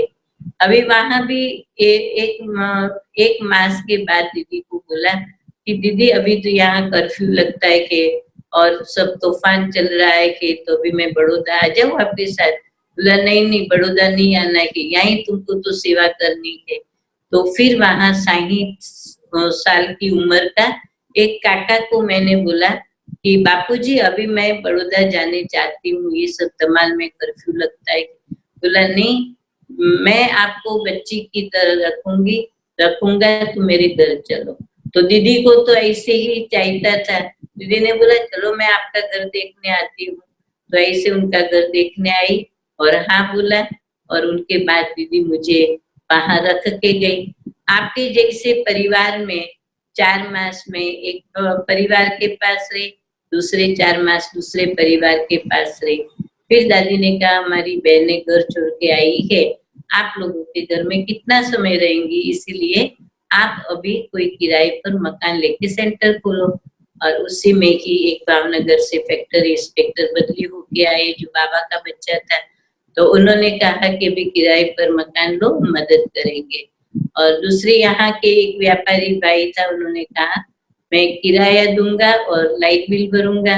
और दूसरे जो भाई थे उन्होंने कहा सारा बाबा का घर मैं संभालूंगा, कुछ भी भंडारे के लिए चाहिए मेरी युगल ला के देंगी। लेकिन हाथ में पैसा तो आता ही नहीं था भंडारी का। लेकिन बाबा ने चल चल करके गली गली में जाके नडियाद के अंदर सेवा कराई। और उनके बाद फिर एक रूम और एक किचन का किराए पर मकान मिला। और एक कुमार ज्ञान में निकला जिसका नाम हरीश भाई था। 30 रुपया उनको स्टाइफन मिला, वो पहले भंडारी में दे के गया। और उनके बाद धीरे धीरे फिर भंडारी आती गई, बाबा का काम चलता गया और बाबा की बहुत सेवाएं होती गई। नडियाद में हमने अपने जीवन के लिए या सेंटर सजाने के लिए एक भी पैसा खर्च नहीं किया था। जिसके घर से जो पुरानी चीजें, जैसे कहते ना पुरानी होती है वो प्रश्न अर्पण करते हैं, वैसे ऐसी पुरानी चीजें जो होती थी वो बाबा के घर में कोई दे के जाते थे, कोई कुर्सी, कोई पाट, कोई क्या ऐसे दे के जाते थे। तो ऐसे ही बाबा का घर सजता जाता था और बाबा की भंडारी आती जाती थी। और जो भी भंडारी आई वो हमने बाबा की सेवा के लिए ही खर्च किया है। और उनके बाद फिर वो मकान भी खाली करना हुआ। फिर देसाई वगा में 7 रूम का मकान मिला, वो भी खाली करने, क्योंकि किराए का मकान तो थोड़े थोड़े समय के बाद खाली करने के लिए वो लोग बोलते थे, बोला आपको खरीद करना हो तो खरीद कर लो। हमने बोला खरीद तो नहीं करना है। तो फिर वो मकान ढूंढना शुरू किया। फिर निश्चय किया कि अभी तो अपना ही मकान ले, लेकिन उस समय इतना कोई पैसा हाथ में नहीं था जो मकान खरीद कर सके। फिर भी निश्चय था बाबा कुछ भी कराएगा। तो उनके बाद संतरा मंदिर के अंदर 22 रूम का मकान जो हमने देखा, तो जानकी दादी आई थी। जानकी दादी को बोला कि दादी आप मकान देखने के लिए चलो। उस समय मकान मालिक वहां रहते ही थे।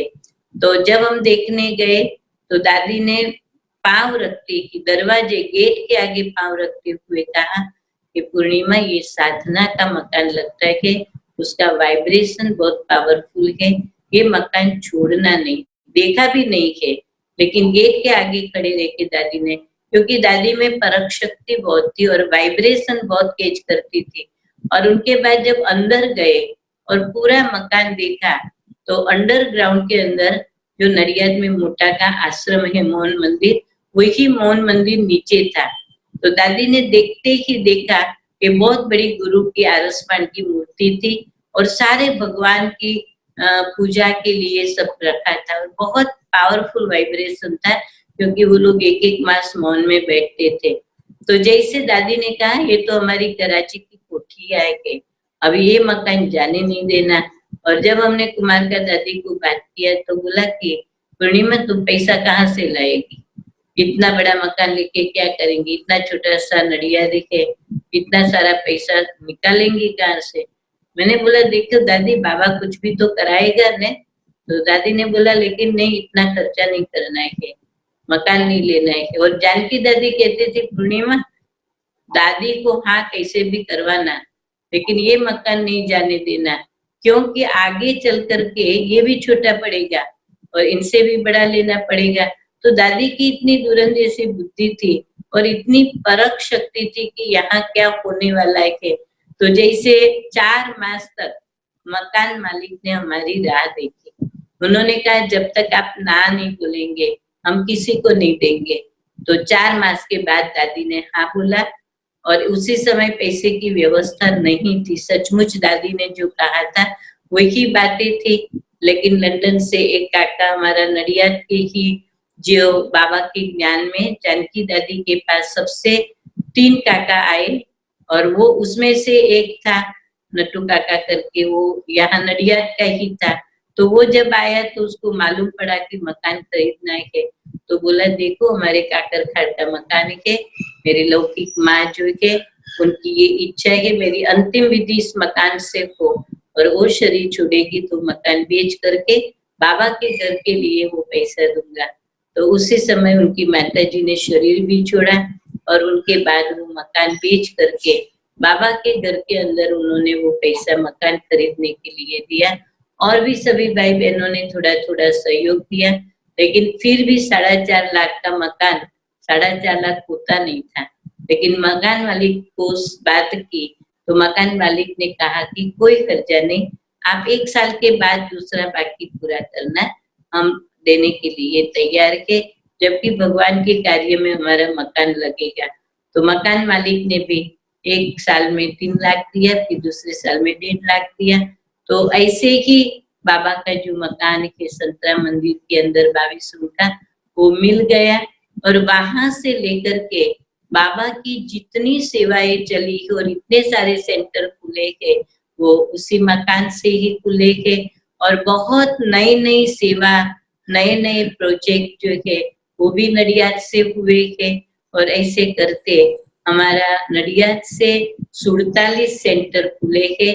और साथ साथ अभी हमारी जो गीता पाठशाला है वो 500 से भी ऊपर गीता पाठशाला है। सारा सब जोन जो है वो बहुत अच्छी रीति से चल रहा है और सभी एक मत होकर के चल रहे हैं, जिसके कारण संगठन के अंदर नए नए प्रोजेक्ट है, नए नए प्लान है और नई नई जो सेवाएं है वो हम सभी मिलकर के करते रहते हैं। तो जैसे कि बाबा ने देखा कि कैसे सभी मिलकर के सेवाएं करते हैं, तो देखो ये भी बाबा का एक कुछ प्लान होगा नडियाद के लिए कि 1900 मुझे लगता है तब तक कई साल में आपने ली थी जब 2005 के अंदर ये जो जमीन है हमको बहुत सस्ते में मिली। और उसी समय भी हमको लगता था कि ये कार्य कैसे होगा। ये जमीन बहुत बड़ी है, सिर्फ 70 लाख में मिली। और उनके बाद दूसरी 20 मुठा जमीन जो है वो 70 लाख में मिले। और उनके बाद विघ्न बहुत आए, इतने विघ्न आए कि तीनों तरफ से केस करना शुरू किया कि यहाँ हमारा रास्ता है कि यहाँ ये लोग कुछ नहीं करे।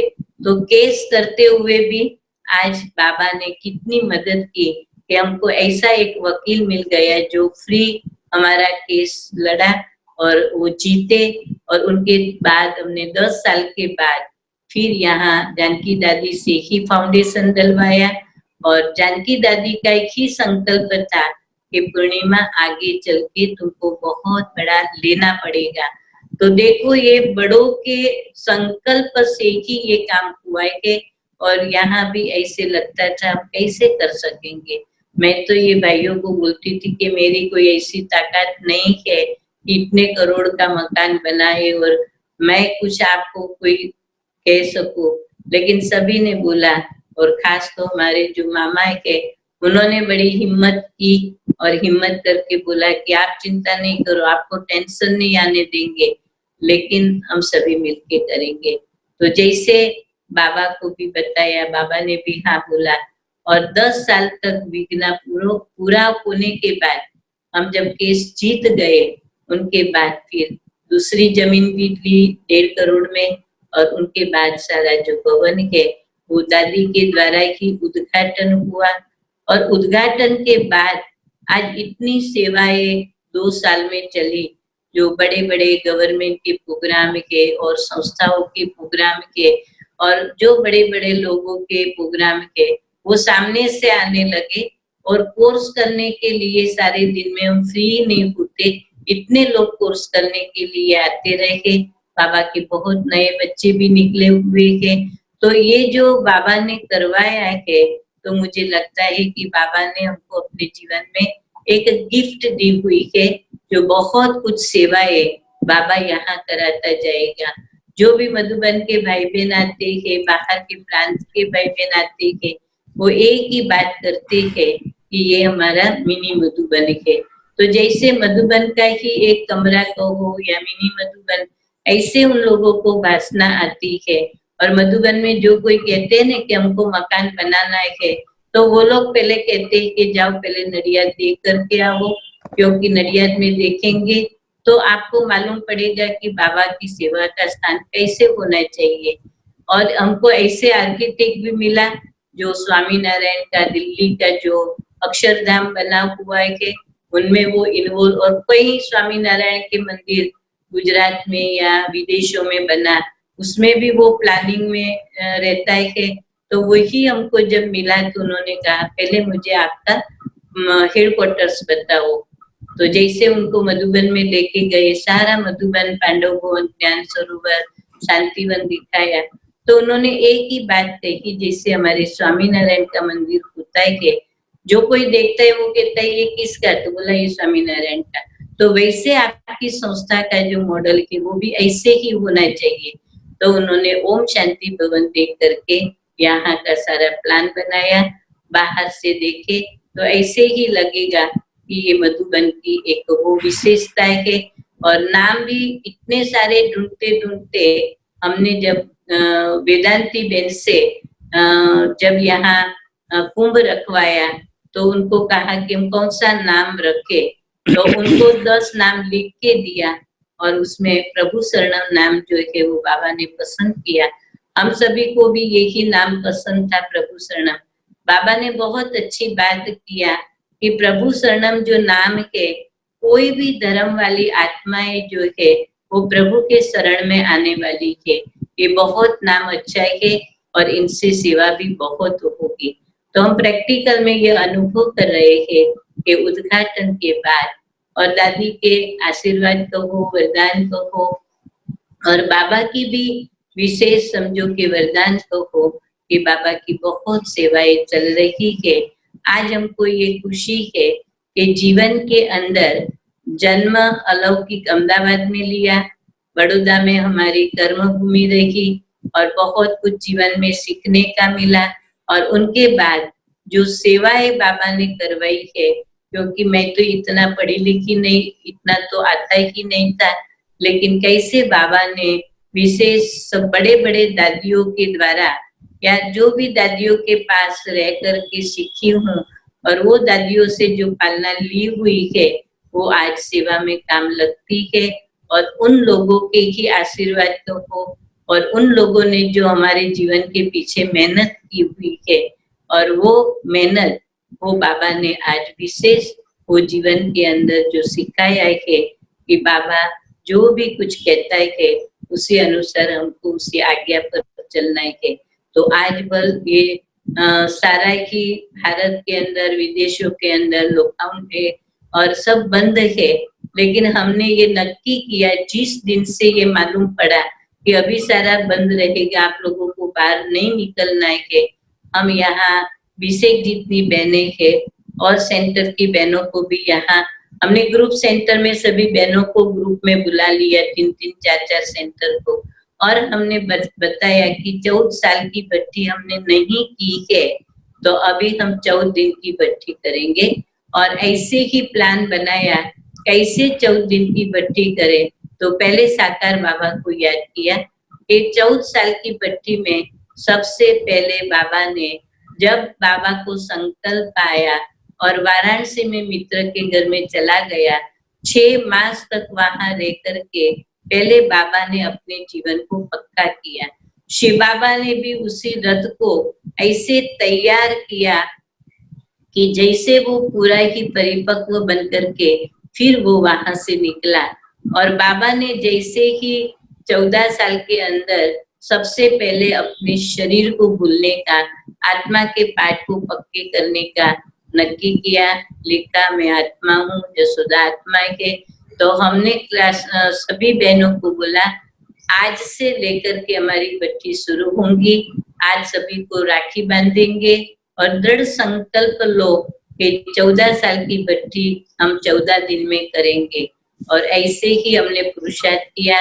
एक एक बहनों का नाम लिख के ये आत्मा के, जैसे मेरे साथ जो बहनें रहती है, संध्या बहन आत्मा के, स्मिता आत्मा के, सबका नाम लिख के, जितने 20-22 बहनें या भाई के सबके नाम लिख के हमने सब ने वो पाठ पक्का करने का शुरू किया। एक रोज सोमान मिलता है, वो 108 बारी वो सोमान लिखते हैं। और भट्टियां भी ऐसे रखी कि जो नाश्ता है वो भी सिंपल खाना, सिर्फ रोटी और सब्जी खानी है और शाम को एक ही चीज बनानी है। लेकिन ज्यादा करके हमको योग तपस्या करनी है। और बड़े बड़े हमारे जो दादी है, जो भी है, उनकी क्लासेस आदि हमको सुन करके पता होना है। तो ऐसे हमने सुबह में 3:30 से लेके 10 बजे तक का टाइम टेबल नक्की किया। और दूसरी बात ये कहा कि बाबा की योग रूम में 3-3 बहनों को बैठना है सुबह से लेकर के रात तक, लेकिन अन्न नहीं खाना है, उपवास करना है, सिर्फ दूध और फ्रूट करके।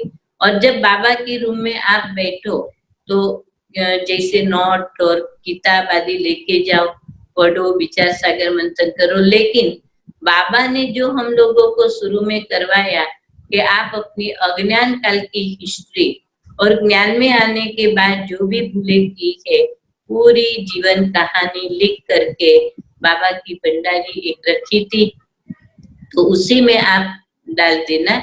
और हम लोग कोई भी पढ़ेंगे नहीं। और 14 दिन जब पूरा होगा तो 15 दिन के अंदर वो चिट्ठियां आप सभी के सामने जलाई जाएगी। और उस समय संकल्प करना है कि हमारे जो भी किए हुए कर्म है बाबा आज हम माफी मांगते हैं, और माफी के बाद जो भी कर्म किए हुए है वो फिर से हमारे से न हो, उनकी हम प्रतिज्ञा करते हैं। ऐसे सारी बहनों ने एक एक दिन पट्टी की। ऐसे हमने 14 दिन तक ऐसे 3-3 बहनों को बिठा करके पूरे ही अपने जीवन की कहानियां लिखा करके, हल्का करके, फिर ऐसे अपने जीवन को कैसे। लेकिन 14 के बाद फिर हमने आगे भी बढ़ाया, 21 दिन तक ये भट्टियां किया। और उनके बाद अभी भी भट्टी चालू है, लेकिन अभी कर्मणा सेवा पर भी ज्यादा हम लोग वो करते हैं। और एक अभी तो टाइम हो गया है आपका, लेकिन लास्ट में आपको एक अनुभव सुना देती हूँ। जो वो हम मधुबन में 3 बारी गई, लेकिन बाबा के अलग अलग प्रकार के जो अनुभव, माँ बाप के रूप में अनुभव किया, जो बाबा ने गोद में बिठा करके समर्पित किया। टीचर का रूप भी बाबा का हॉल में देखा, हिस्ट्री हॉल के अंदर, कि बाबा कैसे बच्चों को अलर्ट रखते थे। और उनके बाद सतगुरु के रूप में बाबा ने हम बच्चों को महान मंत्र दिया और वरदानों से हमारे जीवन की झोली उन्होंने भर दी है। और चौथा जो रूप है वो है धर्मराज का। मैंने अपनी इन आंखों से बाबा का धर्मराज का रूप देखा। आप लोग सोचेंगे कि कैसे, तो जैसे हम लोग जब ग्रुप के अंदर बाबा को मिलने के लिए गए थे, उसमें एक भाई जो आए थे, वो जैसे फॉर्म भराते हैं तो लिखा था कि मैं जन्म से पवित्र हूँ, माना कुमार थे। तो जैसे बाबा ने कहा कि जन्म से पवित्र, वैसे लिखा था। लेकिन जब बाबा के सामने क्लास में बैठा था तो बाबा की नजर गई, तो बाबा ने तुरंत मुरली में कहा कि इस इंद्र सभा के अंदर कोई आकर के बैठा है जो अपने जीवन में धारणा में नहीं है। लेकिन जब बाबा को मिलने गए तब बाबा ने पूछा कि बच्चे किसी को कुछ कहना है क्या, तो भी किसी ने कुछ भी नहीं कहा।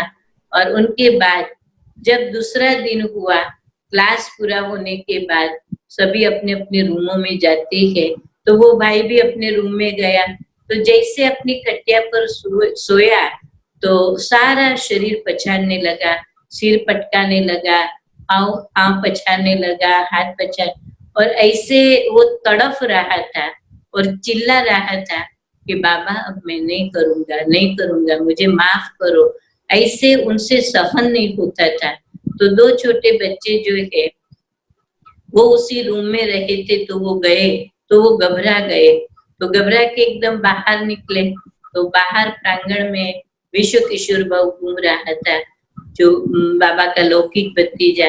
तो दौड़ करके उनका हाथ पकड़ के बोला कि बाबू बाबू अभी ये चिल्ला रहा है, आप चलो। तो जब आए तो बाबा को बुलाओ, मुझे माफी मांगनी है और मुझे कोई बहुत मार रहा है, मेरे से सहन नहीं होता।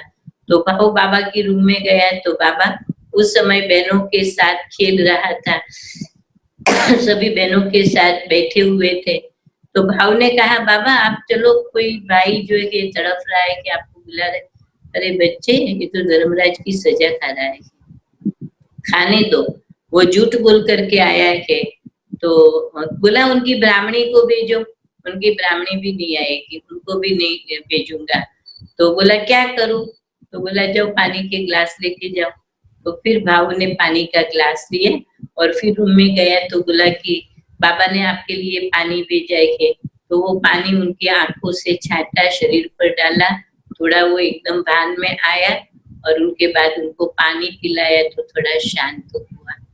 और उनके बाद फिर बाबा 5 बजे के बाद मिलते थे ग्रुप को। तो जैसे हम लोग शाम को भी बाबा के पास गए तो बाबा ने कहा बच्चे कि आपको किसी को कुछ कहना है? तो भी कोई बोले नहीं, है ना, जिनको जो हुआ था उनको ही तो बोलना था, लेकिन कुछ नहीं बोले। सभी जब बाहर निकल गए तो बाबा ने उस भाई को बुलाया और उनके बाद बाबा ने कहा बच्चे, इतना आपने धर्मराज का रूप अनुभव किया, फिर भी आप कुछ बाबा के सामने आते हो तो बोलते नहीं हो। बैठो तुम मेरे सामने और कागज पेन लेकर के लिखो तू धर्मराज, और जो तुम पाप कर्म करके यहाँ झूठ बोल करके आए हो ना, तो आपको लिखना पड़ेगा, तो तुम्हारा आधा पाप माफ होगा। तो उन्होंने बैठ करके वो चिट्ठी लिखी, बाबा ने जैसे कहा लिख करके बाबा को दी। लेकिन फिर तो जाने के बाद तो कैसे वो सहन कर सकेगा ज्ञान को और अपने जीवन के लिए। तो फिर तो वो आत्मा तो पता नहीं कहाँ भी चले गए। लेकिन देखो धर्मराज का रूप क्या है, वो भी हमने अपने जीवन के अंदर ये अनुभव किया है। तो आज हम सभी हम बाबा के बच्चे लकी है कि बाबा ने साकार में इतनी पालना की है, लेकिन साकार के बाद बाबा अव्यक्त होने के बाद भी हमारी इतने 33 बरस साकार बाबा की मुरलियां हमको मिली। अभी रिवाइज कोर्स चल रहा है कि अभी अव्यक्त बाप दादा की मुरली भी हमको सिर्फ 2 साल से बंद हुई है, लेकिन रिवाइज कोर्स चल रहा है। और हम सभी सचमुच भाग्यशाली है कि कम से कम आप सभी को भी अभी अव्यक्त बाप दादा की पालना मिली हुई है। और अभी भी ऐसा समय है जो बाबा की मुरलियां ऐसे चल रही है जो अभी लास्ट समय हो। अभी समय बाबा ने हम बच्चों के लिए, ये परिस्थितियां हम बच्चों के लिए आई है क्योंकि हम बच्चे अभी तक तैयार नहीं हुए थे। तो बाबा यही चाहता है कि आप सभी अभी तैयार हो जाओ और आपके लिए ही ये तपस्या का टाइम है। जो अभी हम पुरुषार्थ नहीं करेंगे तो पश्चाताप का समय आपके सामने भी आएगा।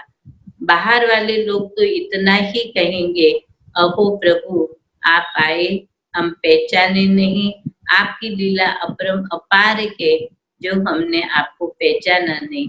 लेकिन बाबा की मुरली में है कि ब्राह्मण बच्चे जो पुरुषार्थ नहीं करेंगे तो पिछाड़ी में पश्चाताप के लोई के आंसू गिरेंगे। लोई के आंसू माना कोई लाल लोई नहीं गिरेगा, लेकिन दुख के पश्चाताप के आंसू हमारे न आए और हमको पश्चाताप की लाइन में खड़ा न रहना पड़े, उनके लिए बाबा ने हम बच्चों को ये समय दिया है।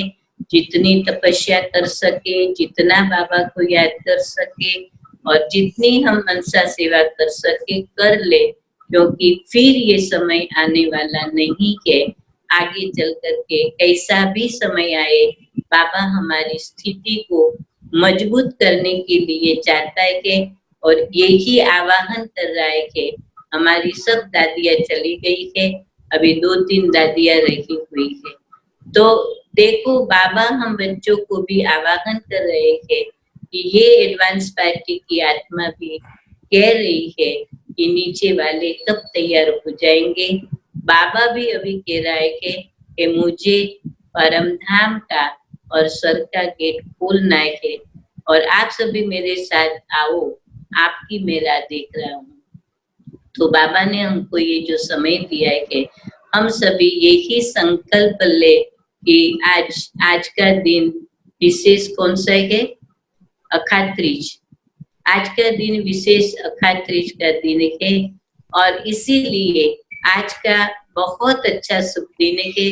हम सभी मन से गांठ बांधे कि बाबा की आशा, क्योंकि बाबा ने हमारे पीछे, दादियों ने हमारे जीवन के पीछे बहुत मेहनत की है।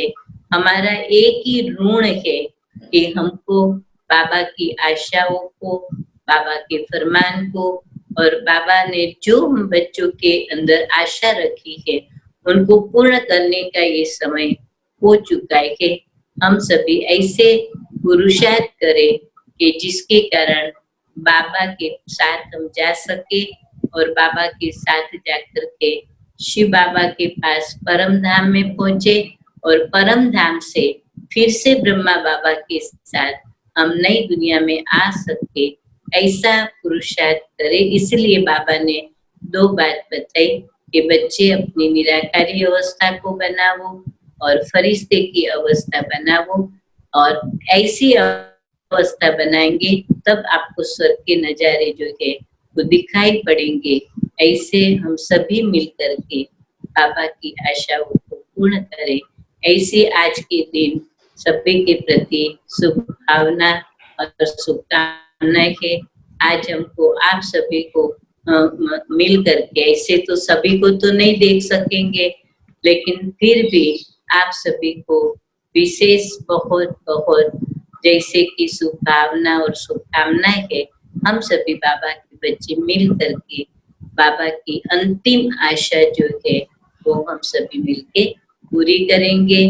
आप सभी को, मनीष भाई को, डॉक्टर जैन भाई, चंपा बहन को बहुत बहुत थैंक्स जो आपने हमको याद किया और याद करके हम शुरू की स्मृतियाँ आज हमको याद दिलाई, उसके बदले आप सभी को बहुत बहुत धन्यवाद। ओम शांति, ओम शांति, ओम शांति। थैंक यू दीदी। वास्तव में तो ये थैंक यू शब्द बहुत छोटा हमें भास रहा है, लेकिन आपको सुनते सुनते तो अनुभूति कुछ यूं हो रही थी कि कैसे आपने इतने सालों के अनुभव के जो मोती है वो इस 1 घंटे के धागे में सारे ही अनुभव के मोती को पिरोया और एक अनुभव की मोती की माला बनाई और सभी कारेली बाग के भाई बहनों के गले में आपने वो सुंदर सी माला पहनाई। आपने हम सभी भाई बहनों की मनोस्थिति को एक अलग ही दिशा में मोड़ दिया। साथ साथ ये जो आने वाला समय है इसके लिए क्या पुरुषार्थ करना है वो भी बहुत सुंदर तरीके से आपने जैसे कि दिशा सूचन किया भाई बहनों को, तो बहुत बहुत शुक्रिया आपका। और दीदी इस वक्त जो ये प्रभु शरणम जो बना हुआ है ये आपके ही तो पुरुषार्थ और आपके ही तो तप का बल का फल है, और ये आज लाइट हाउस और माइट हाउस बन के कार्य कर रहा है। तो ये बहुत खुशी होती है क्योंकि बचपन से आपको देखा किस तरह से आगे बढ़ा जाता है, आपको देख के समझ में आता है। तो बहुत बहुत धन्य हम अपने आप को अनुभव करते हैं कि इतना हमको आज मौका मिला आपको सुनने का। और बहुत अच्छी बात आपने कही छुगी दीदी को याद करके, इकोनॉमी का वो अवतार थे हमने देखा, लेकिन इतना ज्यादा हमारा कनेक्शन फिर भी छुगी दीदी से नहीं रहा, लेकिन हमारी चंपा बहन जी और डॉक्टर साहब यूं समझे कि उसी इकोनॉमी के अवतार की प्रतिमूर्ति है, तो हम समझ सकते हैं कि कितनी अच्छी बातें हैं। और हमेशा जो कितनी प्रेरणादायी बातें सुनाई कि दीदी इतना तो वो इकोनॉमी करती, लेकिन हमेशा यज्ञ में देने की भावनाएं बहुत रहती। और ये हमेशा हम हमारी चंपा बहन जी से और आप बड़ों से देखते हैं कि यज्ञ के प्रति आप लोगों का कितना प्यार रहता है। और ये हमारे हर भाई बहनों को ये सीखना चाहिए कि हमें हमारे थोड़े खर्चों में कटौती करके भी यज्ञ में हमेशा हमें कुछ न कुछ सहयोग देना चाहिए। यही समझो आज के इस अनुभवों की शिक्षा हम सबको मिलती है। साथ साथ में अभी चंपा बहन जी से अनुरोध करना चाहूंगा, 2 शब्द आप कुछ कहे और फिर भ्राता डॉक्टर जयंत भाई जी। अच्छा, चंपा बेन और जैन भाई बोलते पहले मैं आपको लास्ट एक बात सुनाती हूँ कि हम लोगों ने बाबा की यज्ञ को मधुबन के रतनमणि दादी का जो पत्र आया, उनके पहले ही हम लोगों को एक संकल्प चला था कि अभी बाबा के यज्ञ के अंदर तो पार्टियां आएगी नहीं, तो हम लोगों को क्या करना चाहिए। और ऐसे विचार करते ही रतनमणि दादी का पत्र आया, ब्रिजमोहन भाई का पत्र आया, तो हम लोगों ने तुरंत ही टोटल हमारे सब जन को बोला कि ये समय है जब यज्ञ को जरूरत पड़ी कि सारे साल का अनाज है, दाल चावल तेल मसाला सब कुछ भरना है और करोड़ों का खर्च है, क्योंकि जब यज्ञ शुरू होगा पार्टी आएगी तब चीजें तो चाहिए, लेकिन अभी यज्ञ को जब जरूरत है तो हम लोग क्या करेंगे। तो हमने अपने सारे सब जन को व्हाट्सएप में लिख के भेजा। सभी के बहुत अच्छे समाचार आने लगे। हमने कहा देखो बाबा ने तो कहा है कि चाहे हमारा सेंटर है चाहे हमारे भाई बहन के, तो हम सभी को सेंटर वालों को भी और भाई बहनों को भी सबको मिलके यज्ञ को सहयोग देना है। आज हम देखते हैं कि भाई बहनों का इतना उमंग उल्लास बाबा की यज्ञ के प्रति है। हमने पहले ही अपने ट्रस्ट से 4 लाख तुरंत ही निकाल करके चेक भेज दिया। उनके बाद हमारे सेंटर वालों ने भी कुछ बैंक के अंदर हमारे पास यहाँ ब्रह्मा कुमारी में जमा कराया, तो अभी हमने यज्ञ के अंदर 9 लाख का चेक भेजा। हमने कहा है कि आप जितना करा सको जितना कर सको बाबा के यज्ञ के अंदर हमको भेजना है। मैंने अपनी 13 ही सब जन की बहनों को फोन करके कहा कि आप लोग क्या करने वाले हो, हम ये करने वाले हैं। तो सरला बहन ने भी कहा कि आपको जो संकल्प चला है वही मुझे संकल्प चला, तो ये भी वहां भी उन लोगों ने यज्ञ के अंदर 15 लाख भेजा। और अभी हम लोग ने भी नक्की किया है कि हम 21 लाख तक तो भेजेंगे, बाकी और ज्यादा होगा तो भी यज्ञ को इसी समय जब जरूरत पड़ी है तो यज्ञ ने हमारी बहुत पालना की है। और जब हमने इतने बरस तक पालना लेते रहे आज हमारी ये फर्ज है बाबा की यज्ञ में पालना रिटर्न करने की। तो आज मेरा ये भी शुभ संकल्प है कि आप लोग भी कुछ ऐसा शुभ संकल्प करना बाबा के यज्ञ के प्रति। जो हमने तो बहनों को बोला कि आप इकोनॉमी करो, इस्त्री वाले कपड़े पहनते हो, आज से मेरे कपड़े की भी इस्त्री नहीं करना, आपके कपड़े की भी इस्त्री नहीं करना, पैसा बचाना। हम लोग खाना जो खाते हैं और खाना भर पेट भर के खाओ, लेकिन ऐसे न हो कि पहले हम बहुत अच्छी रीति से सब कुछ बना करके अभी एक टाइम 2 चीजें बनाने की, शाम को एक ही चीज बनाओ या 2 बनाओ, सप्ताह में एक ही बारी सारा बनाओ, चार एक चीज, लेकिन रोज 2 चीज बनाना, एक चीज बनाना। और ऐसे इकोनॉमी करके भी अभी जब आप चीज चाय बनाते हो एक ही बहन सबकी बनाए, घड़ी घड़ी नहीं बनाए, जो हमारा दूध ज्यादा चाहे चाय ज्यादा चाहे, ऐसे इकोनॉमी करके और अपने लिए जितनी जरूरत है उससे ज्यादा कुछ यूज नहीं करे, चाहे पानी है चाहे लाइट है चाहे कुछ भी है। और ये सब बचा करके बाबा की यज्ञ में हम लोग क्या पैसा देंगे, हम तो समर्पित तन और मन से समर्पित हुए हैं, तो हमको ये बचत करके भी बाबा की यज्ञ में हमको करना है। तो आज सभी को भाई बहनों को भी इतना उमंग और उल्लास है, हमने उन लोगों को कह दिया कि जब छूटे तब आप पैसा देना, अभी पैसा देने नहीं आना, हम सुविधा करके बाबा की यज्ञ में भेज देंगे, खाली आप रकम लिखा दो, हम व्यवस्था कर लेंगे। तो आज सभी का उमंग देख के होता है और मालूम भी पड़ता है कि बाबा के यज्ञ के प्रति कितना प्यार और स्नेह है सभी का, वो भी प्रैक्टिकल दिखाई पड़ता है कि इनकी हमको बहुत खुशी है। तो आप लोगों को भी प्रेरणा मिले, इसलिए मुझे ये कहने का आपको भी संकल्प चला। ओम शांति। जी दीदी, आपने बहुत अच्छी बात कही। और भाइयों और बहनों, जैसे देखो दीदी इस लेवल पर भी इतनी इकोनॉमी की जब बात करते हैं, कर सकते और प्रैक्टिकल में करके दिखाते हैं, तो क्या हम आपको ये नहीं करना चाहिए। और साथ साथ एक छोटी बात रख देता हूँ, जब बात चली है कि जब पहले बेगरी पार्ट आया, और उस बेगरी पार्ट के समय में जिन्होंने भी धन से, तन से, मन से मदद किया है यज्ञ में, वो आज बहुत आगे बढ़े हैं। क्योंकि जब वक्त पे हम सेवा करते हैं, वक्त पर हम जब यज्ञ में सहयोग देते हैं, तो उसका फल अनेक अनेक गुणा हमको मिल जाता है। तो साथ साथ एक लास्ट ईश्वरीय महावाक्य मुझे याद आ रहा है। बाबा ने एक बार कहा था कि बच्चे, मैं इतना सर्वशक्तिवान हूँ कि चाहूं तो एक दिन में नई दुनिया ला सकता हूँ, लेकिन मैं तुम बच्चों का भाग्य बनाना चाहता हूँ। तो भाई और बहनों, ये नहीं समझना कि यज्ञ से कोई डिमांड आई है, लेकिन ये समझना स्वयं भगवान हमारा भाग्य बनाना चाहता है। इसलिए मुझे मेरी यथाशक्ति नहीं, लेकिन उससे कुछ ज्यादा ही सफला करना है। यही वो भाग्य बनाने का समय है। ज्यादा वक्त न लेके मैं चंपा बहन से अनुरोध करता हूँ। चंपा बहन जी, 2 शब्द आप कहे, फिर डॉक्टर साहब। ओम शांति। पूर्णिमा बहन, आपने ओम पुरानी शांति। बातें याद दिला दी। और जो बाबा ने आपको दाल रोटी का बोला था, तो आप बड़ौदा में आए तो वही था। और आपको चुकी दादी का तो मेरे को भी याद आया, 1 बोतल दूध में दूसरा 1 बोतल पानी डालने का। और जो भी आए, लालक खाओ, लालक खाओ। तो ये आपने जो तपस्या और त्याग किया, आपने, दादियों ने, बाबा ने जो त्याग किया, उसका भाग्य हम तो कहते हैं आज सारे बाबा के बच्चे जो है इतने, वो सब वो भाग्य का फल खा रहे हैं। सभी के पास बड़े बड़े सेंटर है, गाड़ियां हैं। बाबा के बच्चे को भी लगभग बच्चों के पास घर है। वो सब आपकी तपस्या का फल है। और आपका जो जी दादी का तो हमने पाठ देखा, हाँ, छुकी दीदी के साथ रहते हैं। पूर्णिमा बेन रहे उस टाइम जो सेंटरों में पैसे भी नहीं थे, और कैसे रहे, और उसका भाग्य आज प्रभु शरणम आपको बाबा ने सौगात में दे दिया है।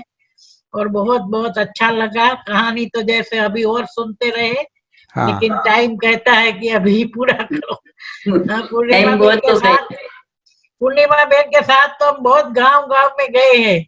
और मेरे को भी भाषण करने का पूर्णिमा बेन ने सिखाया। कहाँ भी जाते थे तो एक छुगी दादी सुनाते थे पूर्णिमा बोरोड में। मैं छोटी थी तो मेरे को सिखाते थे, ऐसे ऐसे बोलो।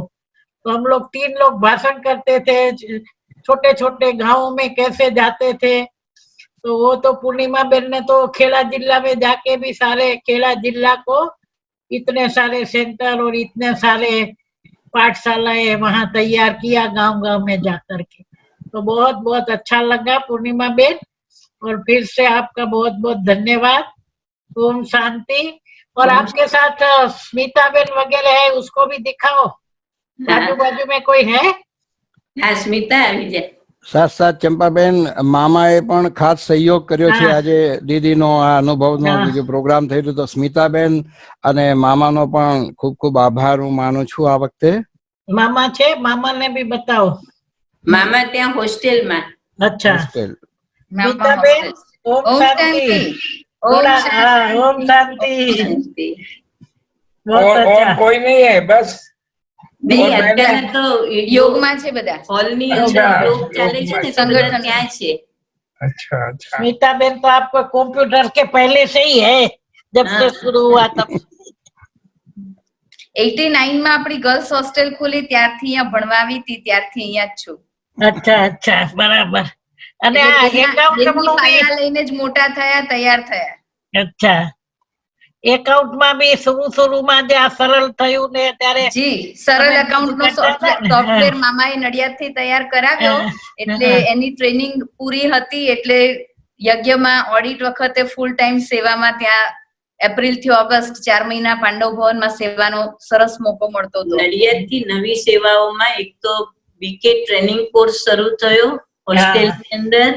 હોસ્ટેલ શરૂ થઈ, મૃત્યુ પ્રવચન જો શરૂ થયા હોય, સ્મશાનની સેવા શરૂ થઈ હોય, કેમ કે સ્મશાન જોવા તો કુમારકા દાદી, મનોહર દાદી, બડી દીદી બધાએ જોયેલું કે સ્મશાનની અંદર કેવી રીતના ચિત્રો બનાવેલા છે ને કેવી રીતના. તો નડિયાદથી ઘણી બધી નવી સેવાઓ શરૂ થયેલી છે, એની પણ એક ખુશી છે. અને ગ્રુપ પણ બહુ સરસ મળેલું છે. અત્યારના ટોટલ સબઝોનની અંદર આ અત્યારના જે અમારી ભઠ્ઠીઓ ચાલે છે બધાની એક સરખી અને બહુ સરસ રીતે चाले છે. जी दीदी, और साथ साथ में एक बात और भी याद करना चाहूंगा, भले हम आपसे डायरेक्ट शिक्षाएं इतनी ज्यादा, क्योंकि जियोग्राफिकली हमारा अंतर है, लेकिन आपने एक जो मूर्ति तैयार की है ऐसी मीठी पौलोमी बहन, उससे भी हम अनुभव करते हैं कि कैसे आपने भी उनको शिक्षाओं से सजाया है। तो आपकी शिक्षाओं का वो गुलदस्ता हमारे पास है और हम हर रोज इसका लाभ लेते हैं। कैसे हमारी मीठी पौलोमी बहन सभी का दिल जीतती है, वो आपने ही तो पौलोमी बहन को भी हमारी याद देना। जी जरूर जरूर। हाँ डॉक्टर साहब। ओम शांति। ओम शांति।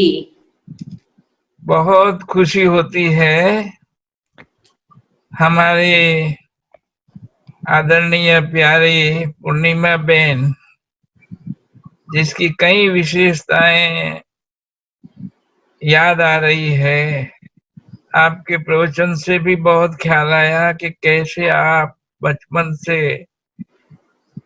अति निर्माण, समर्पित भाव, ये आपका जैसे कि अंदर का बीज था, इसीलिए लास्ट में भी अभी सेंटर जो है वो समर्पण की तरह बना हुआ है।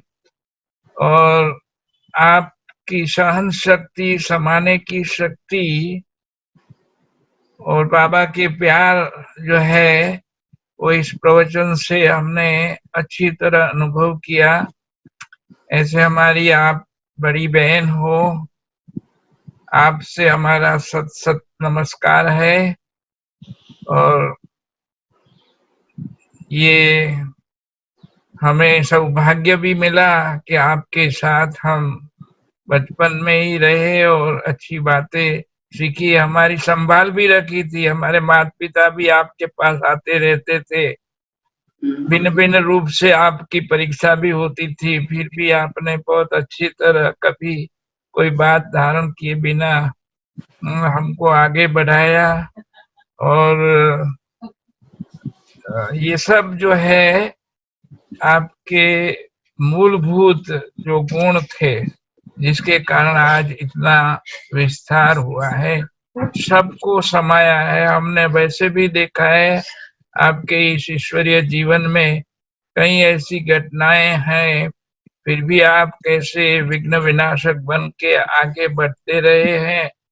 और सबसे बड़ी बात है, कोई शोर नहीं, अंदर से बहुत ऊंचाई होते हुए भी एकदम निर्माण जो रूप आपका देखा है, इससे आज तक भी हम प्रेरणा लेते रहे हैं और लेते रहेंगे। और हम बड़ौदा निवासियों को भी कहते हैं कि इनके गुणों को देखकर हम सब भी इस धारणाओं पर चल के अपने आप को भी उनके समान और बाप के समान बनाएंगे।